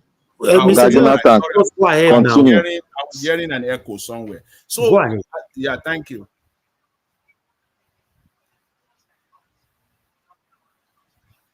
Wow. Anyways, let me go ahead. I'm just hearing another voice from the background. Hello? Sir Jonathan, we are with you. You got to continue. We are with you. We can hear you. Go ahead. Thank you. So as I was saying, it is the state government. They love the constitution of Nigeria the way it is. And the federal government know this very well. It is the state government that can hold the federal government to account effectively. Yet, they will not do that because they know the constitution is their cover and they are using it very well. This constitution is what is giving the state government cover Before you say it, they will tell you that they don't have the right. The it's not in the list. It's not in the residual list. It's in the exclusive list of the Constitution. Everything, just name it. You still have to go to Abuja to do it. So that is that's the problem with respect to that. But again, that still does not stop us from going from going after all these governors, all these states, one after the other, really going deep into them and exposing them.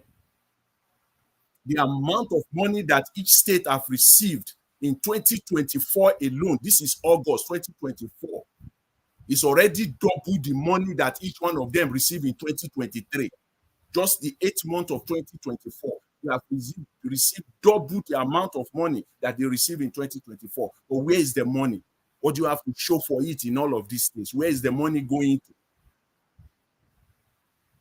Of course, the answer to that is clear. And finally, I'm not going to waste too much time. I will just talk on this this video that we showed, the court clerk that was requesting for 20,000 naira. The clerk that was requesting for 20,000 naira before he will sign or he will take the document of a bail that has been granted already. Before they will sign the bill that has been that the conditions has been met, you still need 20,000. You see, that is the problem. That is why you will see that kind of a clerk, court clerk, will not go on a protest. He or she will not go on a protest. Our salary is not up to 100,000 naira per month, but what she's getting from that seat on a monthly basis is double, if not triple, that salary. That's why people like that will not go on protest. Each and every, most Nigerians, they are part of this corrupt system. That is just one sector. We're just looking at the judiciary. It's across board. Go to all the federal ministries and all the federal parastatals. Any simple thing before you do it, you must drop money. You must do something. That is how they are living. That's why they will not be. It is those people that they have no any other option. The ordinary Nigerians, the poor Nigerians, there is no extra place for them to even get extra 500 naira in a month. Those are the people that have been pushed to the wall. Those are the people, majority of them, that are coming out. So that is just where we find ourselves in Nigeria at this point in time. Mr. Elvis, I will just drop it at that for now because I think I took a lot of time. All right, thank you. Thank you very much. I will come back. Thank you. I appreciate Mr. it. Jonathan, thank you, sir. God bless you. Thank you very much for your submission. Thank you. Okay, give us a mandate if you are there, sir. Please talk to us. Good evening to you, my brother. Good evening to you. Thank you very much. Hopefully you can hear me clearly. Yeah. Hopefully you are doing okay today and the family is doing well. You don't play game today. That boy don't beat you today, right? Maybe trash you again today. Thank you very much. We do appreciate you. Comment section greetings to everyone. Mommy Diaspora, we greet you. Thanks to everyone. Well, let me just pick it up from where the two last speaker dropped it.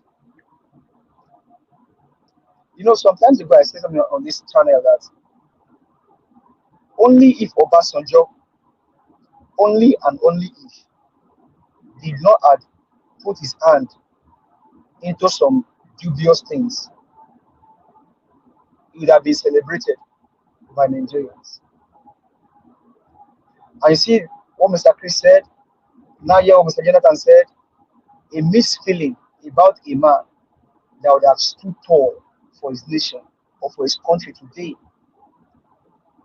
Hear what Mr. Odua said.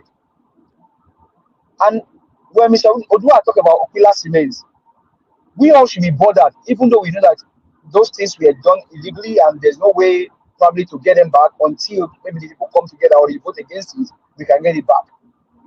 But when Mr. Odua talk about Okila Cement, we all should be bothered.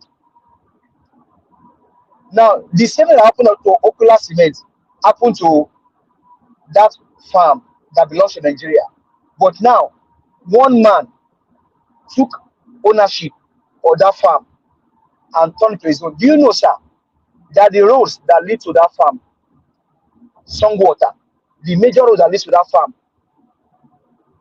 for the 8 years Obasanjo was the president, did not tar the road.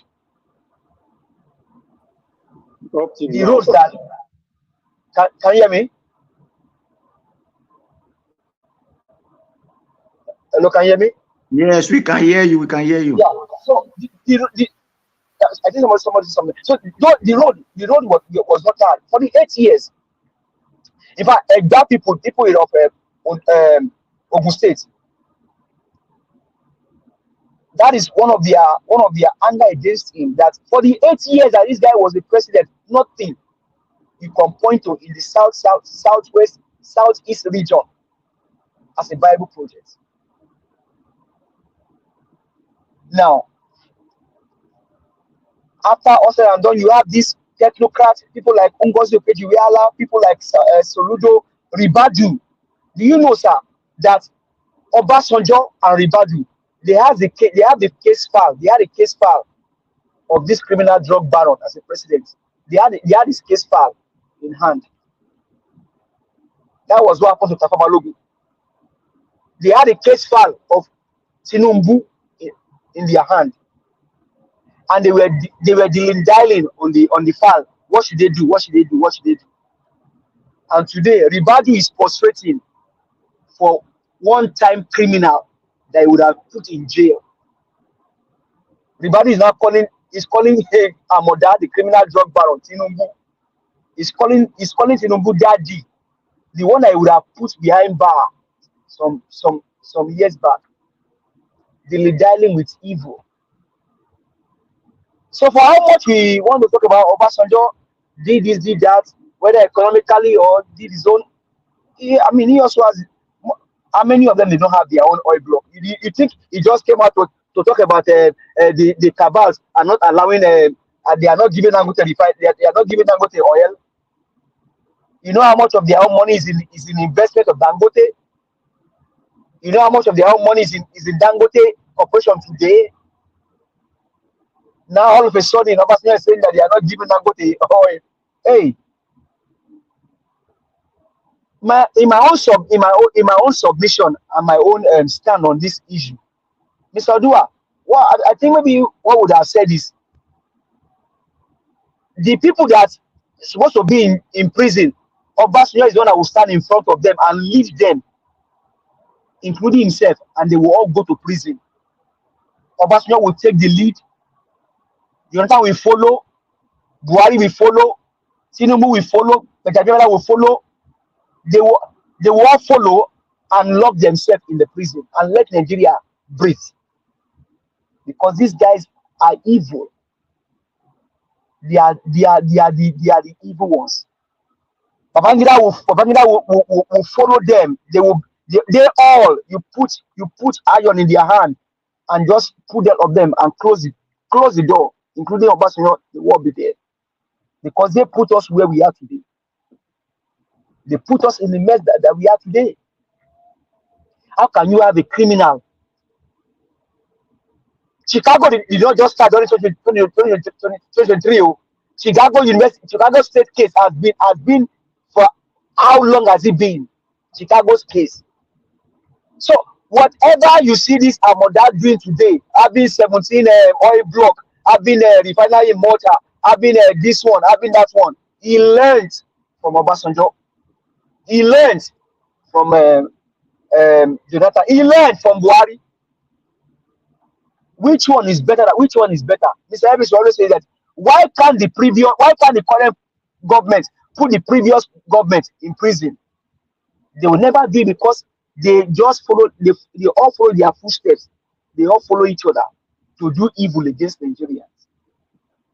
Obasanjo, he had one of the finest cabinet you can think about. Brains put together. You can see Ngozi today. She'll be a grandmother. She's still there, leading in the forefront of the world. Leading.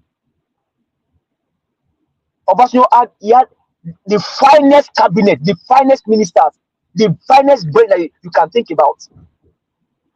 EFCC would have just been maybe like FBI or this in America, but they rubbished it, they destroyed it.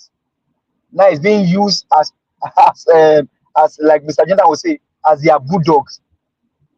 And that's why Kayode will shout with his throat. If Yabelo does not go to prison, he will resign. Has he resigned? He will never resign. And that guy is a pastor and redeemed. What a nonsense. Kayode is a pastor and redeemed.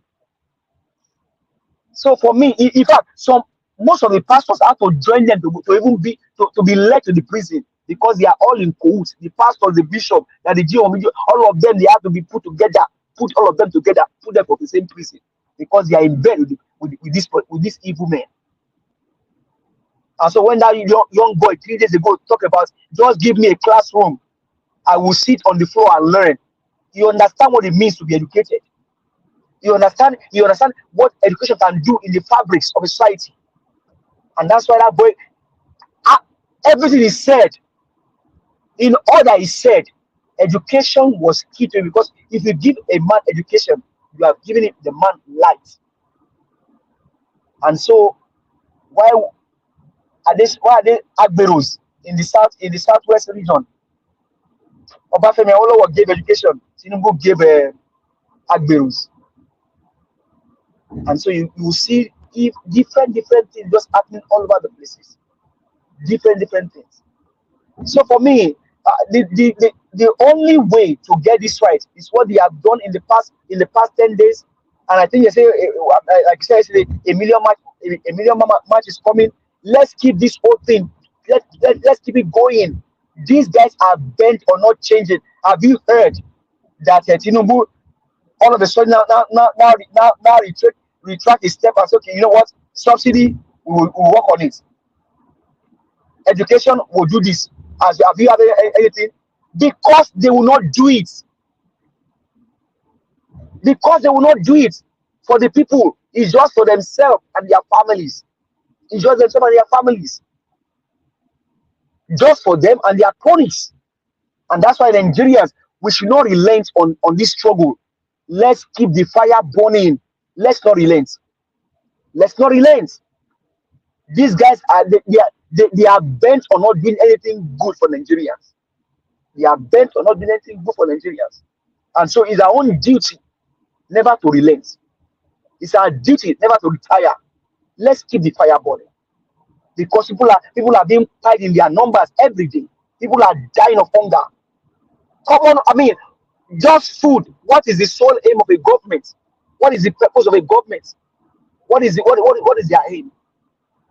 I'm not going to the governors. Shey Makinde of the governor for your state said, federal government didn't give them he said they didn't give them 570 billion. So between federal government and the governors, who is telling lies? Who is telling them? Because the Bala Blue told the Nigerians that they should go and hold their governors, that they've given their governors money. Now, one thing we will understand is the money, if any money was given to governors, it wasn't given to the governors to take care of their people. It was just to shock their mouth, like they did for the House of Rep members and the senators, that they bought them a private jeep of 460 million naira. It's just to tell them, you know what, keep quiet. Whatever I do now, I do it, and nobody can question me. So, but between the federal government and the governors, who are the people telling lies? Who is telling lies? Who is telling lies? Because in the first place, they may get the money and not use it for the good of the government and for the good of the people, or the federal government may not give them money and say they give them money to indict them. But who is telling lies between the federal government and the governors? Because there's no way the governor.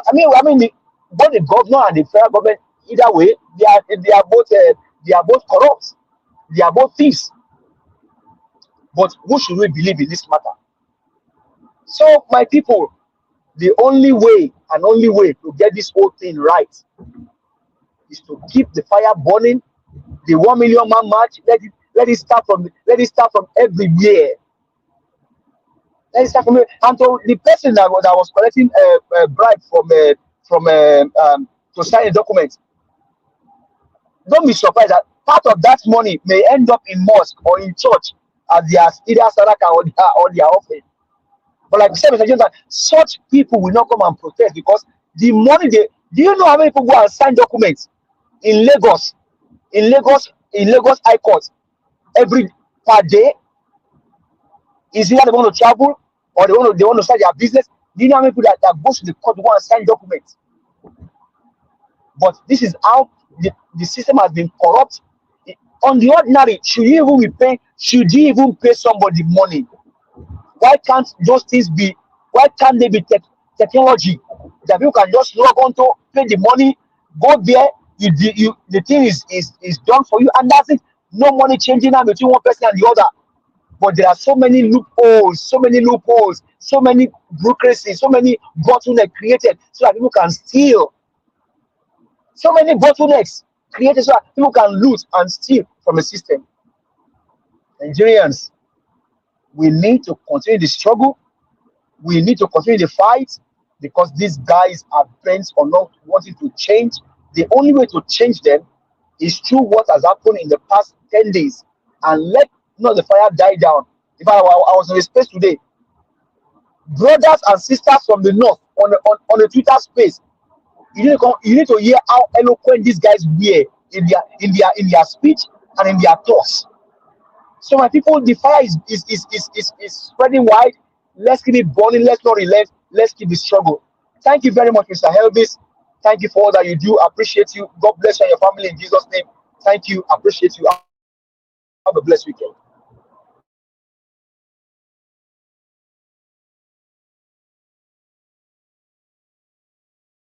My brother, give us a mandate. Thank you very much for your submission. I appreciate you. Thank you for putting your voice out there every other day. God bless you. Okay, let's see. We still have, we have Black Panther with us, the last person on the panel. Black Panther, thank you very much, my brother, for joining us. Good evening to you. Please talk to us. Thank you, Najawash. I'll be brief. I'll try to be brief. Okay. Yeah, I want to thank everybody. Thank you all for speaking. And we are getting to the last lap, and everybody is becoming constitutionally and aware about the main issue we are having, and that is the Constitution. And I want to thank Mama in diaspora. Thank you, Mommy, for being consistent. Mommy, we are getting there. We are getting there. God is with us. We are getting there. And I want to thank all the commenters. May God bless all of you. We are all getting there. Top notch to every one of you. We are getting there. We can do it, and we will do it. We are not going to fight, but we will get there, and we'll be celebrating ourselves, and we'll be celebrating the new nation. I want to start by saying I want to thank Professor Ozekhome, the High Chief. I want to thank him for his excellent and his eloquent and his professional, ability and intellectual capacity with the boldness of his team. And I know they have been hearing us, and we have been going round, but some of us have been bet on the Constitution. I believe because of the way we were brought up in leadership when we were in higher institution, and we look at it, we went for training, and thank God we were tutored by many of them that have the like minds that have been speaking the truth, and the truth is the Constitution, where you have a people with different diversity. You have to tell yourself how we're going to live together so that we'll not be a burden to ourselves. Rather, we should be a burden to the rest of the world. Like the Chinese are a burden to the rest of the world because they are competing in technology, they are competing in education, they are competing in agriculture, and they are competing in defense. Mr. Jonathan, may God bless you. We are on the same track. And I thank God you have spoken eloquently well on it. But there's one thing I want to say concerning the issue of the subsidy, the cancellation of our debt. We still, if you go into that document very well, we still have 2.6 billion to pay, which was left over. I think that was the interest that were accrued. But the main money, which the agreement, they took off the main money that was loaned, but the interest, I think they were part of the interest that they left behind, which was very easy for us to have, Jonathan to have done, but Jonathan, mismanaged it financially and he went on borrowing too. Now, I want to thank you for speaking everything well. Now, I want us to throw away all the Mr. B did it, Mr. A did it, Mr. B did not do well, Mr. D. No, we have ironed that one out. We know who and who will be. The main issue here is that what is making all of them to perpetrate every evil? They know I've said it here. They know that the Constitution is the problem, and the Constitution is the only thing that can bring the power to the people accurately, specifically. The Constitution is the only thing that can bring the power. It is the only thing that can foment a strong structure for our nation to strive and be a burden to other nations in terms of all the things that our nation, technology, education, agriculture, science, military. That is it. And I want you all to note one thing, that Obasanjo regime was the best ever.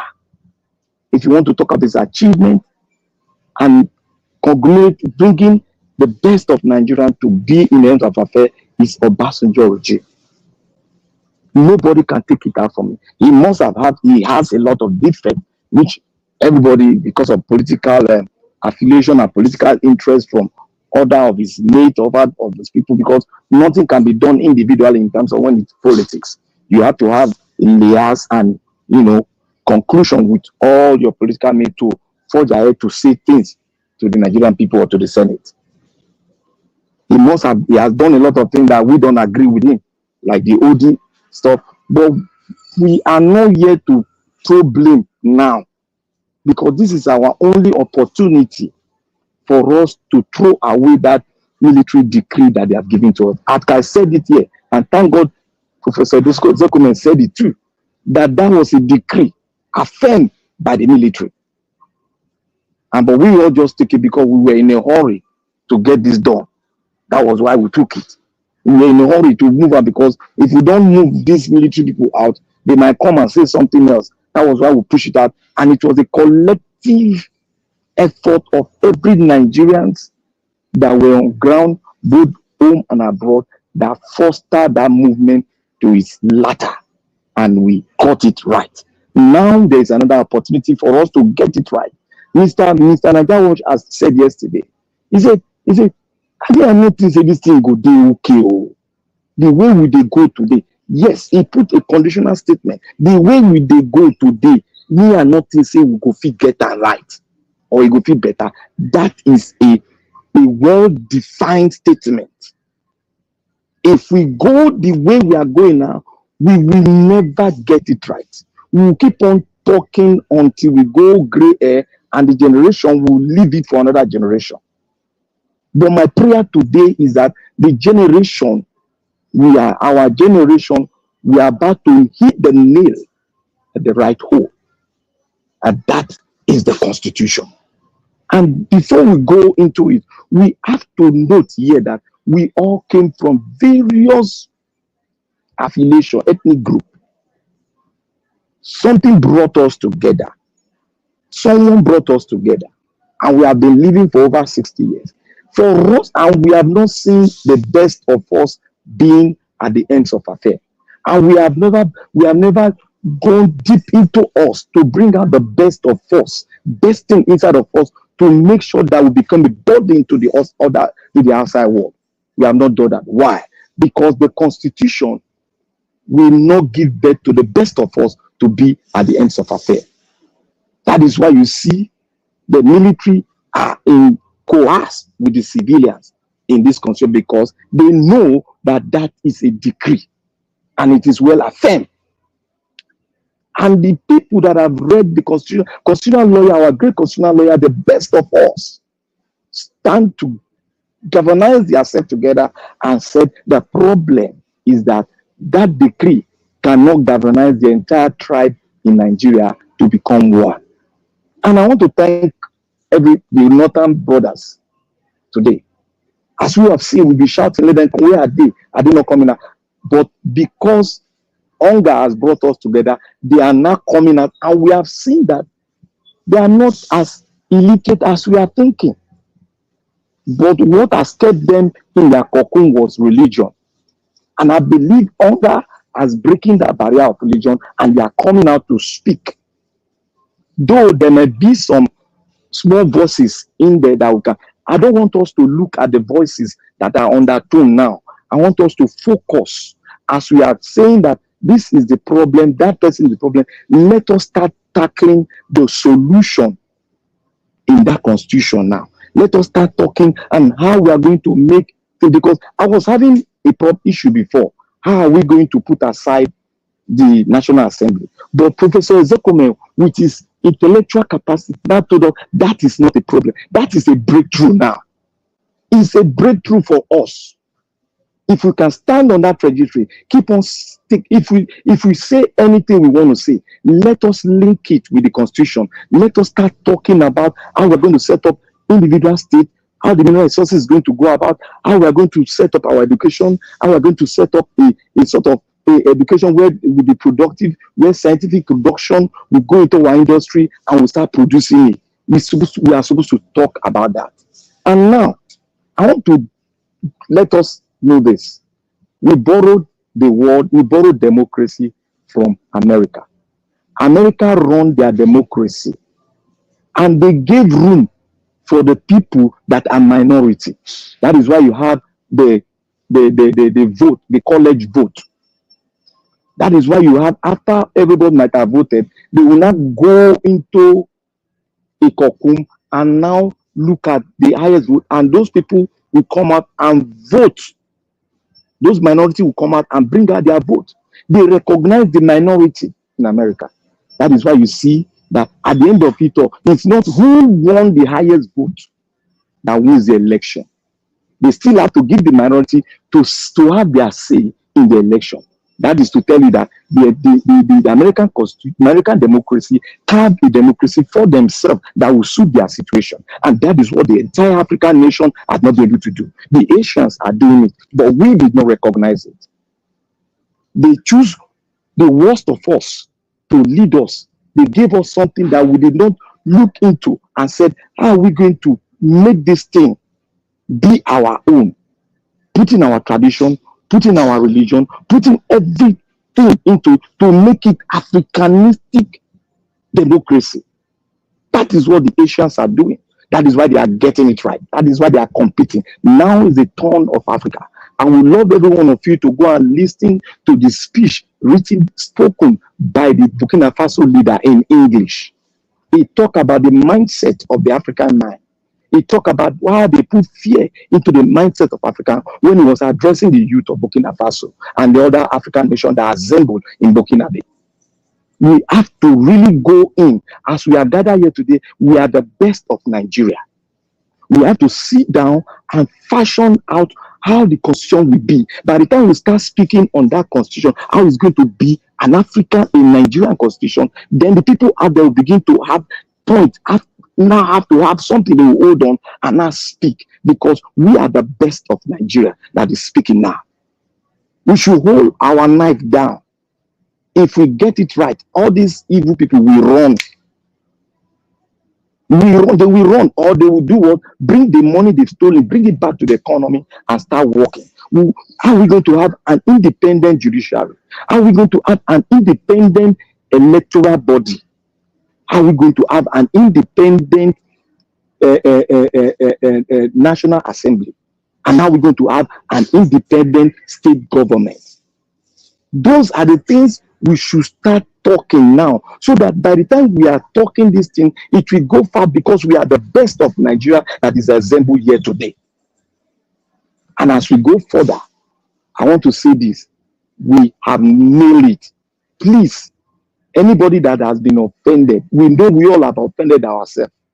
Let us start digging in on how the constitution will look like, so that we will not be caught unawares again, where somebody will bring something that we don't know about and we'll start all over again. Please, I beg every one of us, we are the best that of Nigeria that is assembled here today. We have the right, we have everything, the capacity, the intellectual capacity to now start speaking on how the constitution should look like, how our judiciary will look like. Because me, I don't have how I don't know how the judiciary should be independent. I don't know how it will be formed now. I need somebody to tell me how we can form the judiciary that will be independent of the president or the prime minister. And I don't know if we should really talk on, are we going to work on this federalism, or we are going to work on parliamentary system? These are the things we should be talking on, so that we will not be caught on our way, and they will bring something that we don't like. Please, I beseech every one of us. We have hurt ourselves. We have fought ourselves. Now is the right time to nail it, because nothing will work if we don't have a good constitution. Thank you, Nigeria. Thank you, all the patriots that have spoken. We are the best of Nigeria. Now is the time for us to speak as the best of Nigeria on the constitution of Nigeria, because that is the way forward. God bless every one of you. God bless Nigeria Watch. God bless all the patriots, and God bless the Oba of Benin. Thank you. Oba talk for you. Thank you. Thank you very much, my brother. He said, I appreciate you. Okay, everybody on the panel have spoken. 3 hours is enough for on Saturday. So let's have our final submission so we can end the show. Thank you very much, my wonderful people listening to us right there, and those of you on the comment section as well. Thank you so much. Madam Bella Naomi, thank you very much, man. I can see you. Good evening to you. Thanks for joining us today. Thank you, everybody. Okay, I'd like us to have our final submission, starting with the first person on the panel, which is Madam Patricia. Madam Patricia, if you're available. So we're going to do 4 minutes, please. I might not need 4 minutes, but anyway, thank you again, Mr. Evans. Okay. I'm still available. Oh, yes, the court, was it the court clerk? Yeah, that's, I think it was the lawyer that was crying out for his client. Apparently, the judge has already passed the ruling that the man should be bailed, but then, because of the impunity that has grown wings in Nigeria, the court clerk refused to type out the rulings. So that's the country that we belong to, where a judge will pass a ruling, and then the court clerk will have the audacity not to carry it out, except they give them money. So, well, we don't blame them. We saw what happened in the 2023 election, when the judges were the ones used to provide justice. So I think with what happened in that election, their colleagues everywhere are somewhat courage to do the same. Because when suddenly FCT, say 25 states, the winner must have 25 states and FCT, the and there became it didn't matter anymore. He said 25% of FCT was not a requirement anymore suddenly. So why would the people working in the court not, the clerks also, not take laws into their hand and do what they want? Everybody is looking for money. It's money, money, money they are chasing. They don't care who's, the people they are hurting. And I tell you, if of course, I think the lawyer had to pay. He paid actually, but he was claiming that that was why he was crying out that he's going to make sure that that money is refunded back to his clients. But you saw their attitude, you saw their posture. It wasn't that was just means that they were not protected at all. If you like, you take it to God. To them, nothing will happen. The sky not before. So that's the country of Nigeria. That's how low Nigeria has descended. But definitely things will change. Thank you, Mr. Ellis. Let me give room for others. Thank you. All right, Amanda Patricia, thank you very much, ma. Thanks for your submission. Appreciate your time with us today. Before I call on the next person, I'd like to appreciate you, Madam Bella Naomi. Thanks for the super chat. Thanks for your time with us today, and thanks for all you do. I appreciate you, ma. Thank you very much. Good evening to you once again. Okay, Mr. Jonathan, please, your final submission, 4 minutes, sir, if you're there. Yeah, thank you very much, Mr. Elvis. I really appreciate it. I think it was yesterday on the platform towards the end. I think it was Mr. Chris. He said the chances of Nigeria working is not there. How true. The chances of Nigeria working under this present dispensation that we have is far. It's far. In fact, it is impossible. It cannot work. You can't get any good economy out of this system. It can't work. That was what Mr. Chris said yesterday, and that Ozekhome, SAN, said it. No good economy can come out from this. It's just the same thing. Nothing good can come out. You see, my only fear or my only concern as of today is that Mr. Tinubu will not do this. And if anything, Mr. Tinubu is going to use it as at when it is politically advantageous to him. He's going to put it now in the burner, they just shelve it right now. And come 2026, thereabout, they will pull it out for political purposes. And it will be one of their main campaign topic. I see this as a way of just, literally giving him the second term.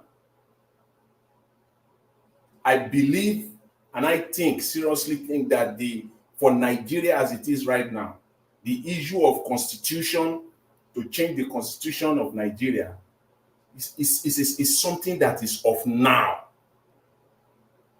if not even yesterday. It's not something that a president will say, okay, I'm going to review it. That's his statement. Said I'm focused now on the economy. The economy cannot be good with this constitution. So you deal with the root problem. So you can see the manipulation there right off the bat. Mr. Tinubu's statement. I'm focused now on the economy. I will review it at the appropriate time. So literally, so what he's saying is that I heard you, and then we have put it in a file. They shelve it somewhere. They handed it over to Femi Gbajamiamila. So he just put it somewhere.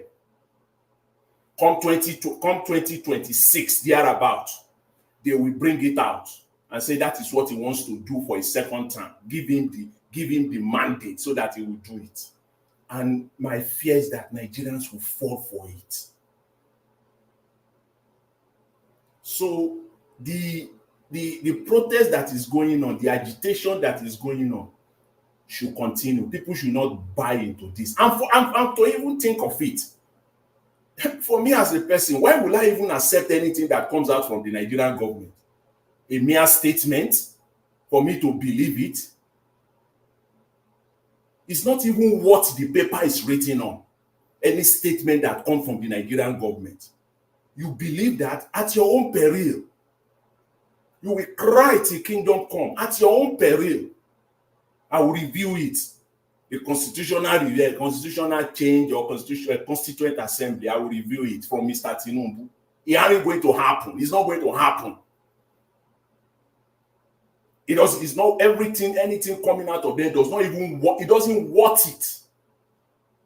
I'll be the most naive person on planet Earth to believe anything coming out of the Nigerian government. Why? Why should I? Why will any sensible, normal person believe? That's how Nigerians are so gullible. Because I think that they are just handing him over the message that they will use for second term to run the second, and when they will have run the economy aground. And then that is what they will now say to you, to Nigerians.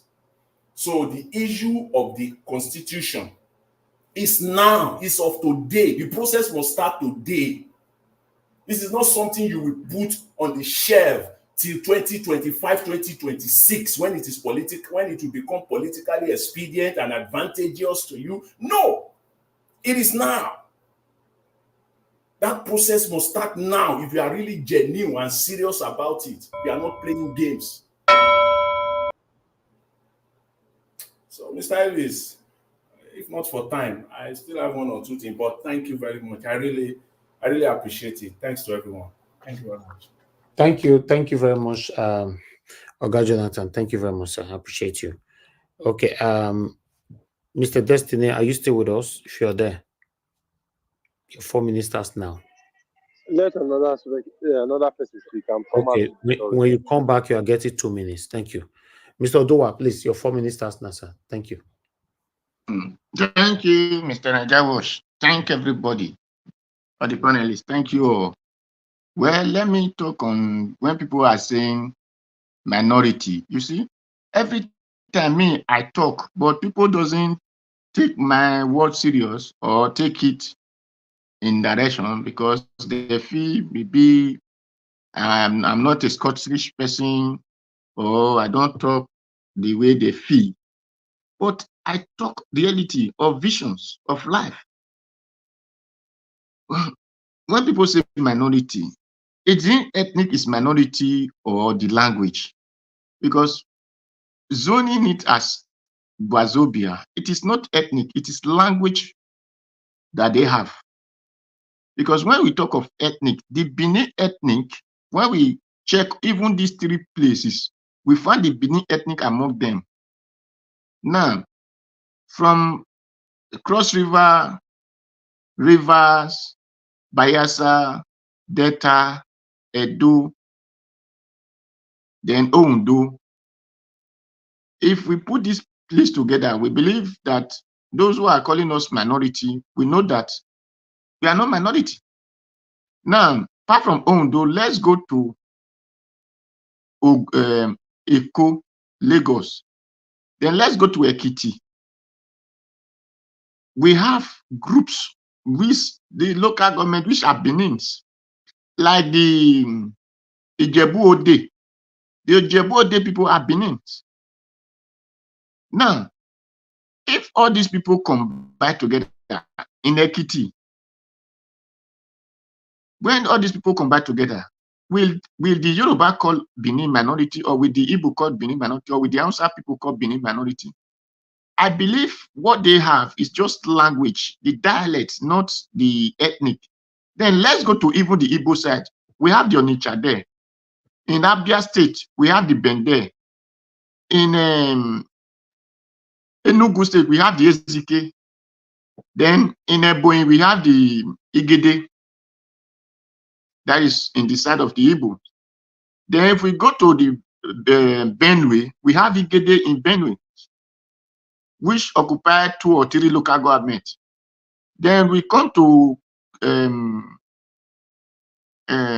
Yeye Bello State, Kogi. The LME, because the Igbira people, where this our senator came from, they are Benin people. So will you call these people minority with all these places I have mentioned now. But what they don't have is general language, which make them language minority, not ethnic minority, because people will say three ethnic. No, it's not three ethnic, but just language. So let people put it in their sense and understand that there is nothing like minority in Nigeria. What we have is language minority, not ethnic minority. Then for the Nigerian government or Nigeria leader, as far as the people of Nigeria did not come together to agree that this is how we want to exist on, and people say they have constitutions. So it will never work because the paper that they brought for us was for criminal purpose and is serving criminality. So those who occupy, or those who have the mind of criminality are the one we use it. And it will be for them. A thief go to thief, not to thief to better his community, but to thief to better himself. That is why we spend whatever he's told any the way he like. So for those who are occupying the position, know that that paper that they give to them called constitution is criminal ways of life. So that is why then the paper want to write, say we the people. And that is why I'm asking those, even the people they call constitution lawyers and all, let them tell us the name of those people. We the people that write the constitution. No one can bring it out. So my people, those who occupy that position, until we realize that no, we were existing before the British, even before the Germany, the Holland, the Portuguese, before they came to our land, the Portuguese and all, before they came to our land, we were existing. And how do we exist? Then if we decide to come together, we must come together in this. But because of the criminal minded we have among ourselves, who put themselves along with that people, we don't want things to work for us. So that is why we are existing this way. A man from Sokoto will come and carry my oil, will come and carry my cocoa, will come and carry my timber. And he has gold in his side. He has stone, he have cow, he have onions. Me, I don't take control of it. Then we will say we are one Nigeria. My people, the certain people, and this is Nigeria is the only place I found that they have three names. When you hear, they will say the South, the East, and the West. The East, the North, and the West. Where is the South? Nigeria is the only place I have never heard that when they will talk about South. No, they will say the East, our brother of the East, our brother of the North, our brother of the... Where is the South people? They should begin to ask ourselves, Nigeria begin to ask ourselves this question. Whenever they are talking, let them know that either for cardinal point or two cardinal points. They should never be saying the South, the East, and the West. The North and the East and the West. So, people, let us change our brain, our mind, the way we think and the way we work. Because those that read Bible said, it is not what going to a man defy a man, it is what comes out of a man that defy a man. Because whatever you might come out of you, you conceive it in your heart before you bring it out. So, my people, I thank those who protest, and I thank those who will still want me to protest. Because what this criminal here is take action along with their actions.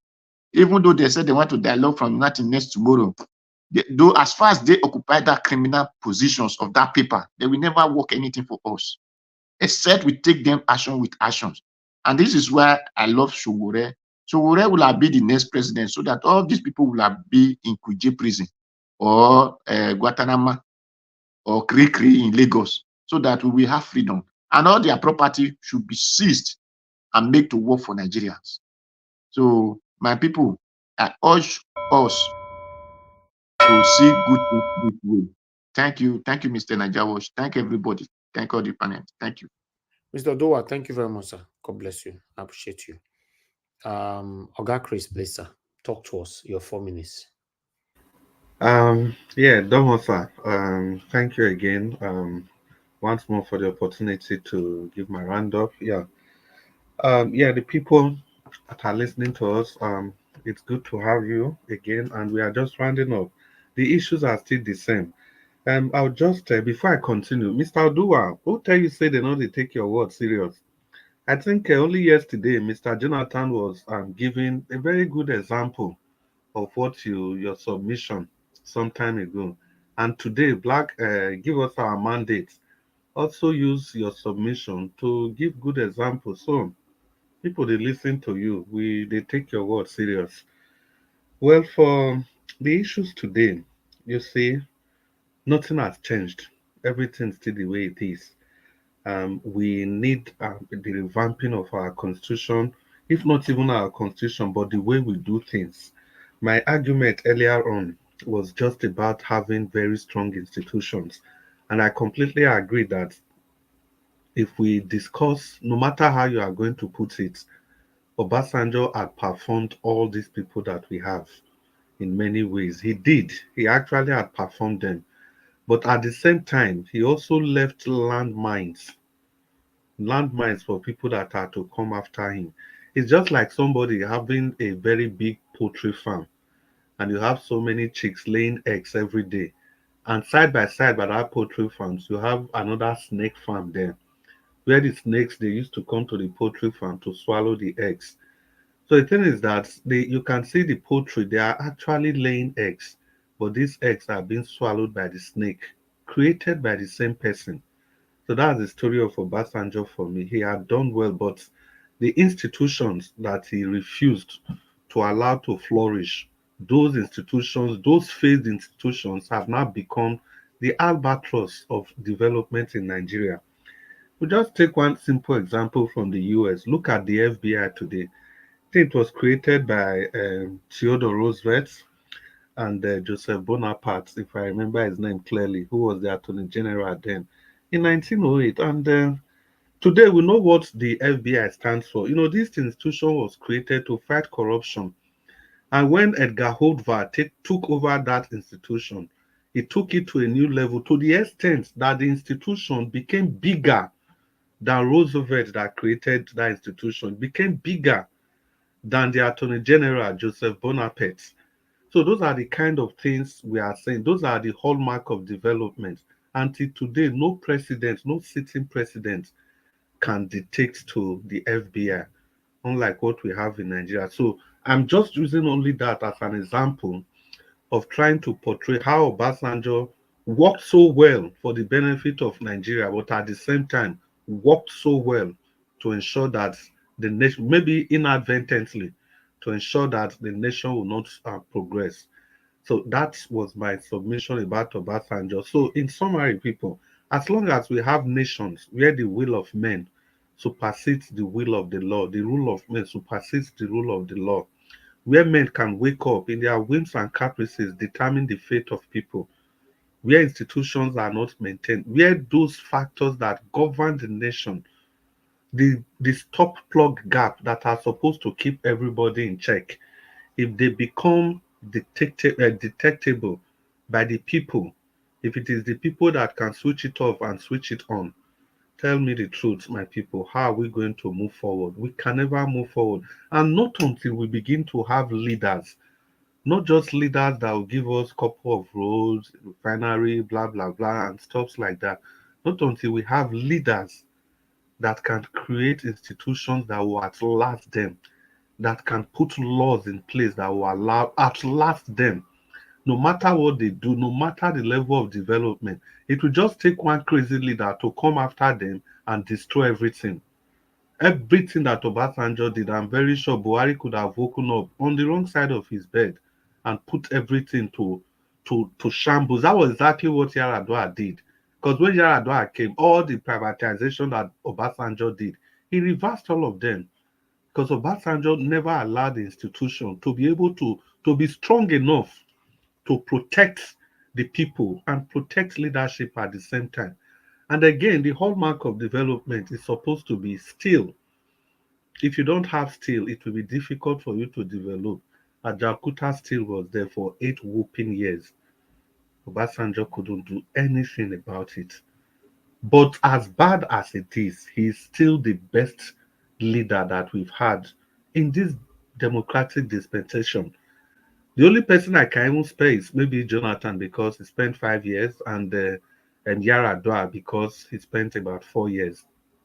But other than that, so far so good. Buhari was a fantastically failed leader, and the way Tinubu is going, I think Tinubu's leadership is even going to be worse than Buhari's leadership.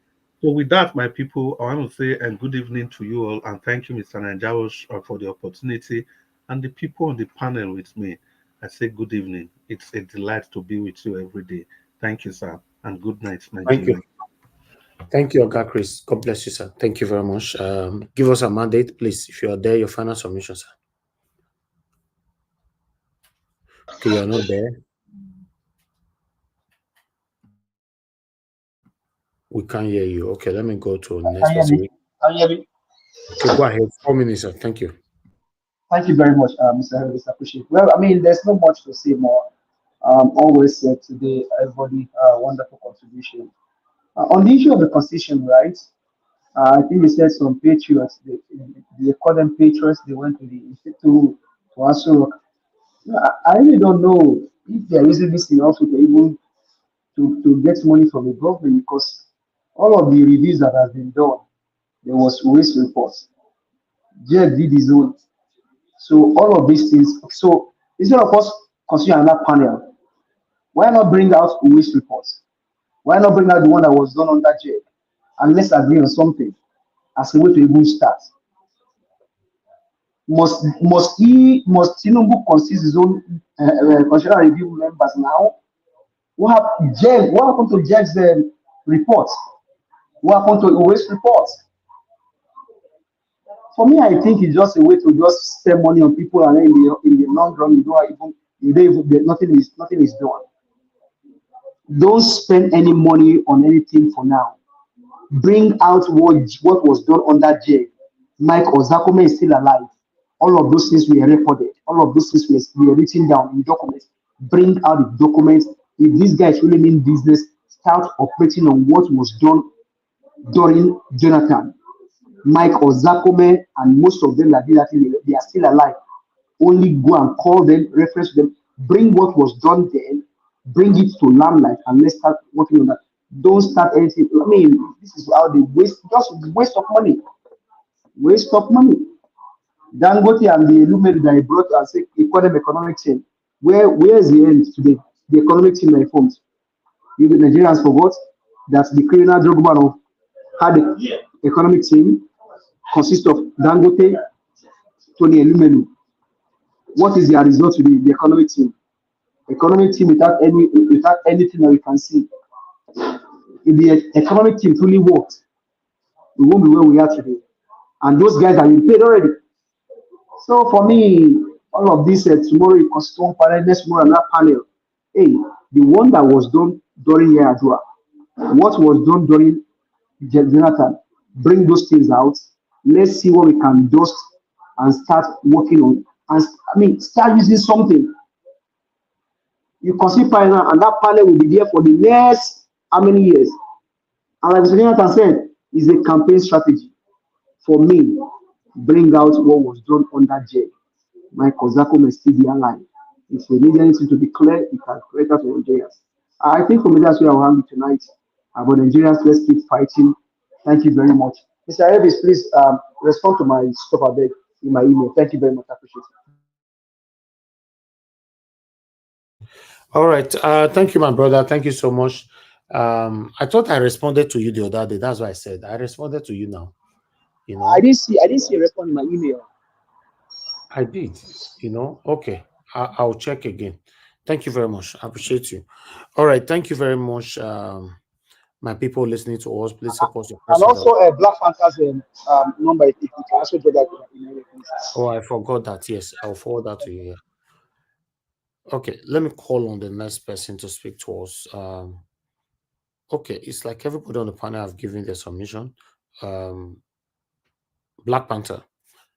Black Panther, you don't give your final submission now. No.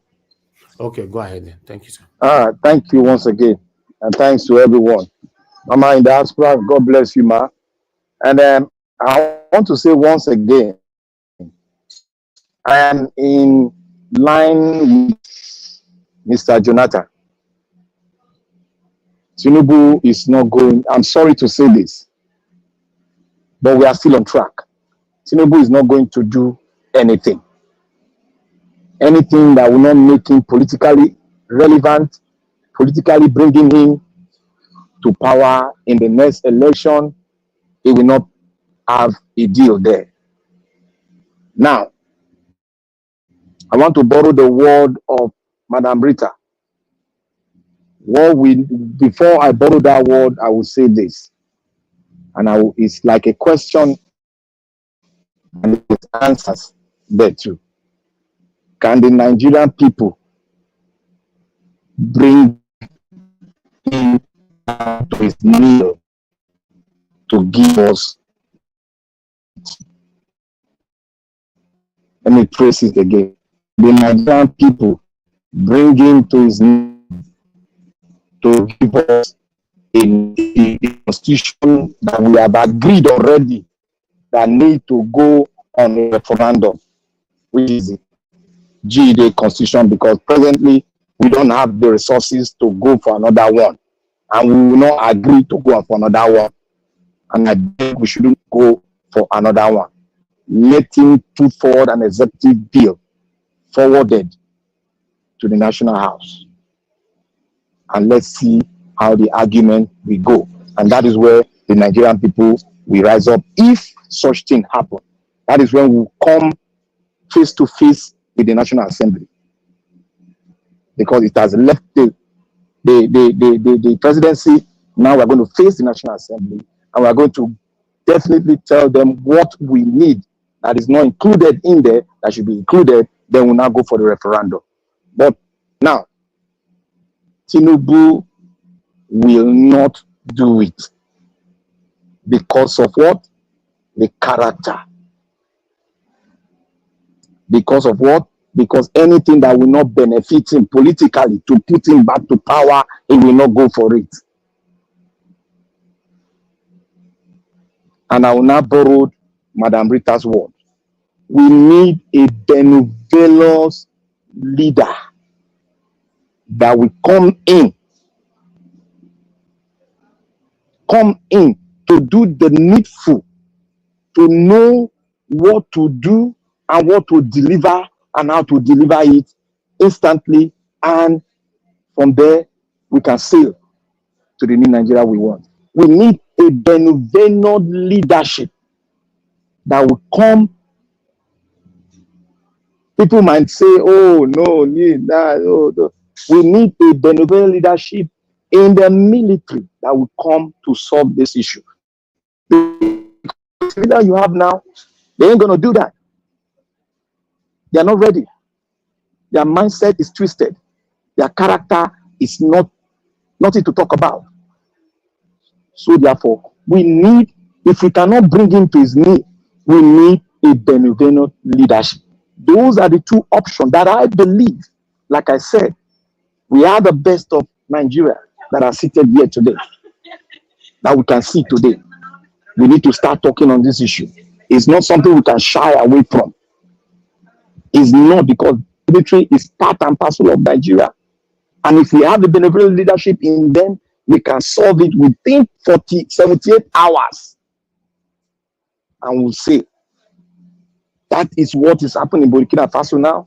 The man is doing it, setting up structures, and they are going to have a new constitution very soon that will make them sail.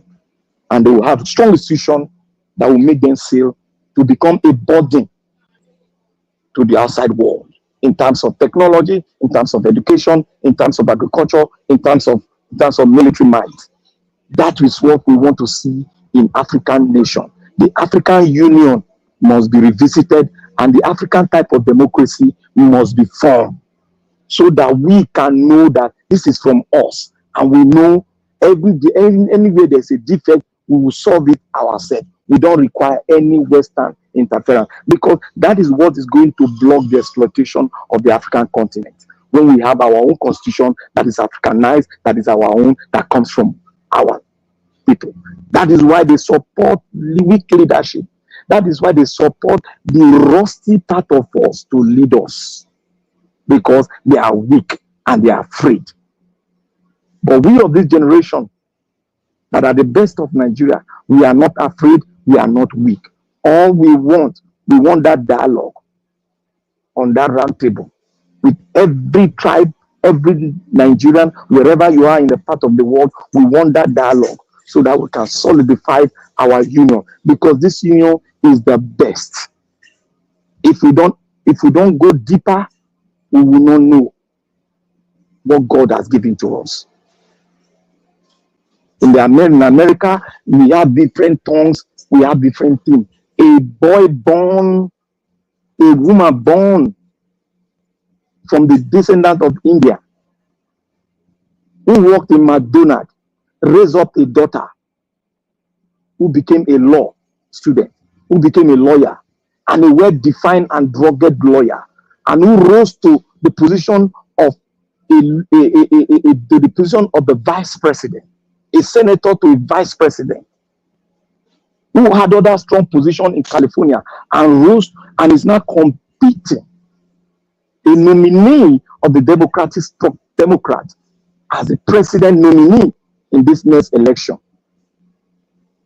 That is what we want to see in Nigeria. That a boy who was born by a farmer in the north, far north, rose up to become the president of Nigeria. That is the picture of the African constitution we want to see. And we'll be proud of it.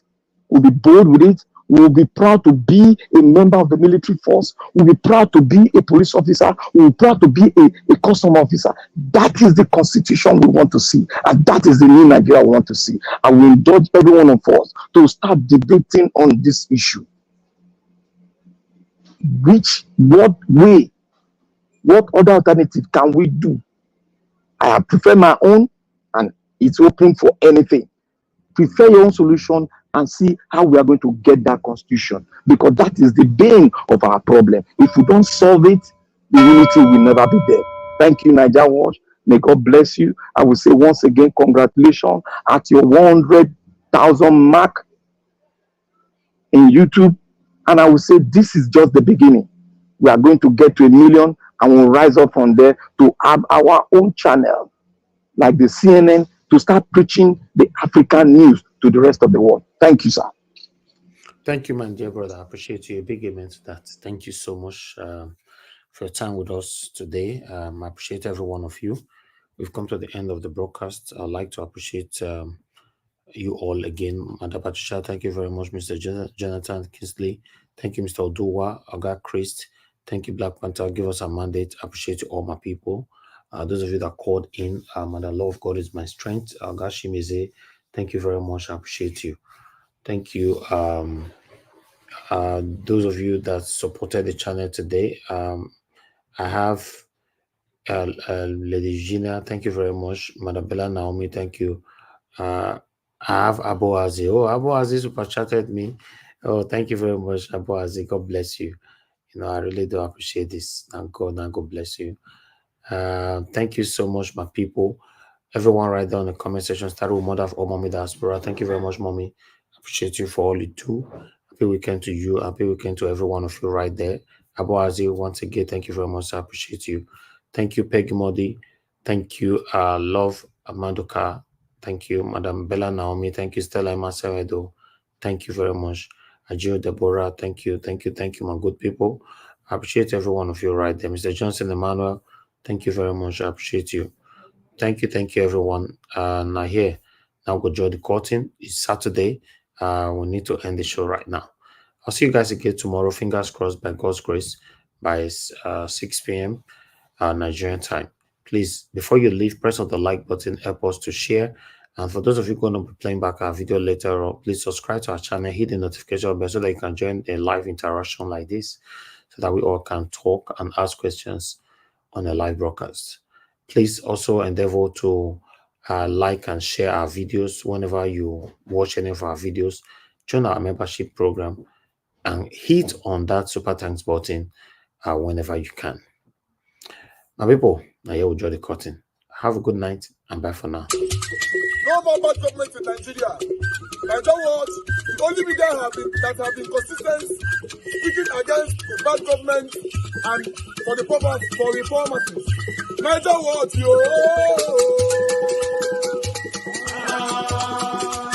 No more bad government. No more bad government. government. Niger watch. No more bad government. Niger watch. No more bad government. The only media that have been speaking. No more bad government. The voice of the voiceless. No more bad government.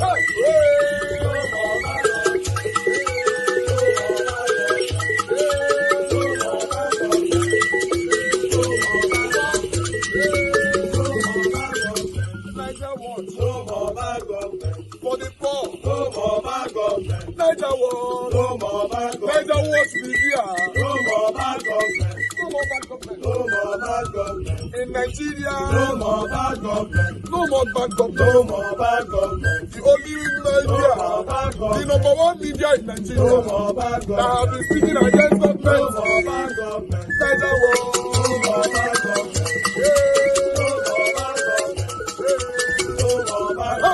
Niger watch you. The voice of the voiceless.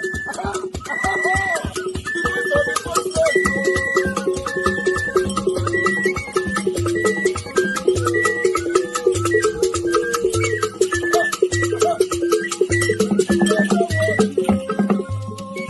Voice for the voiceless.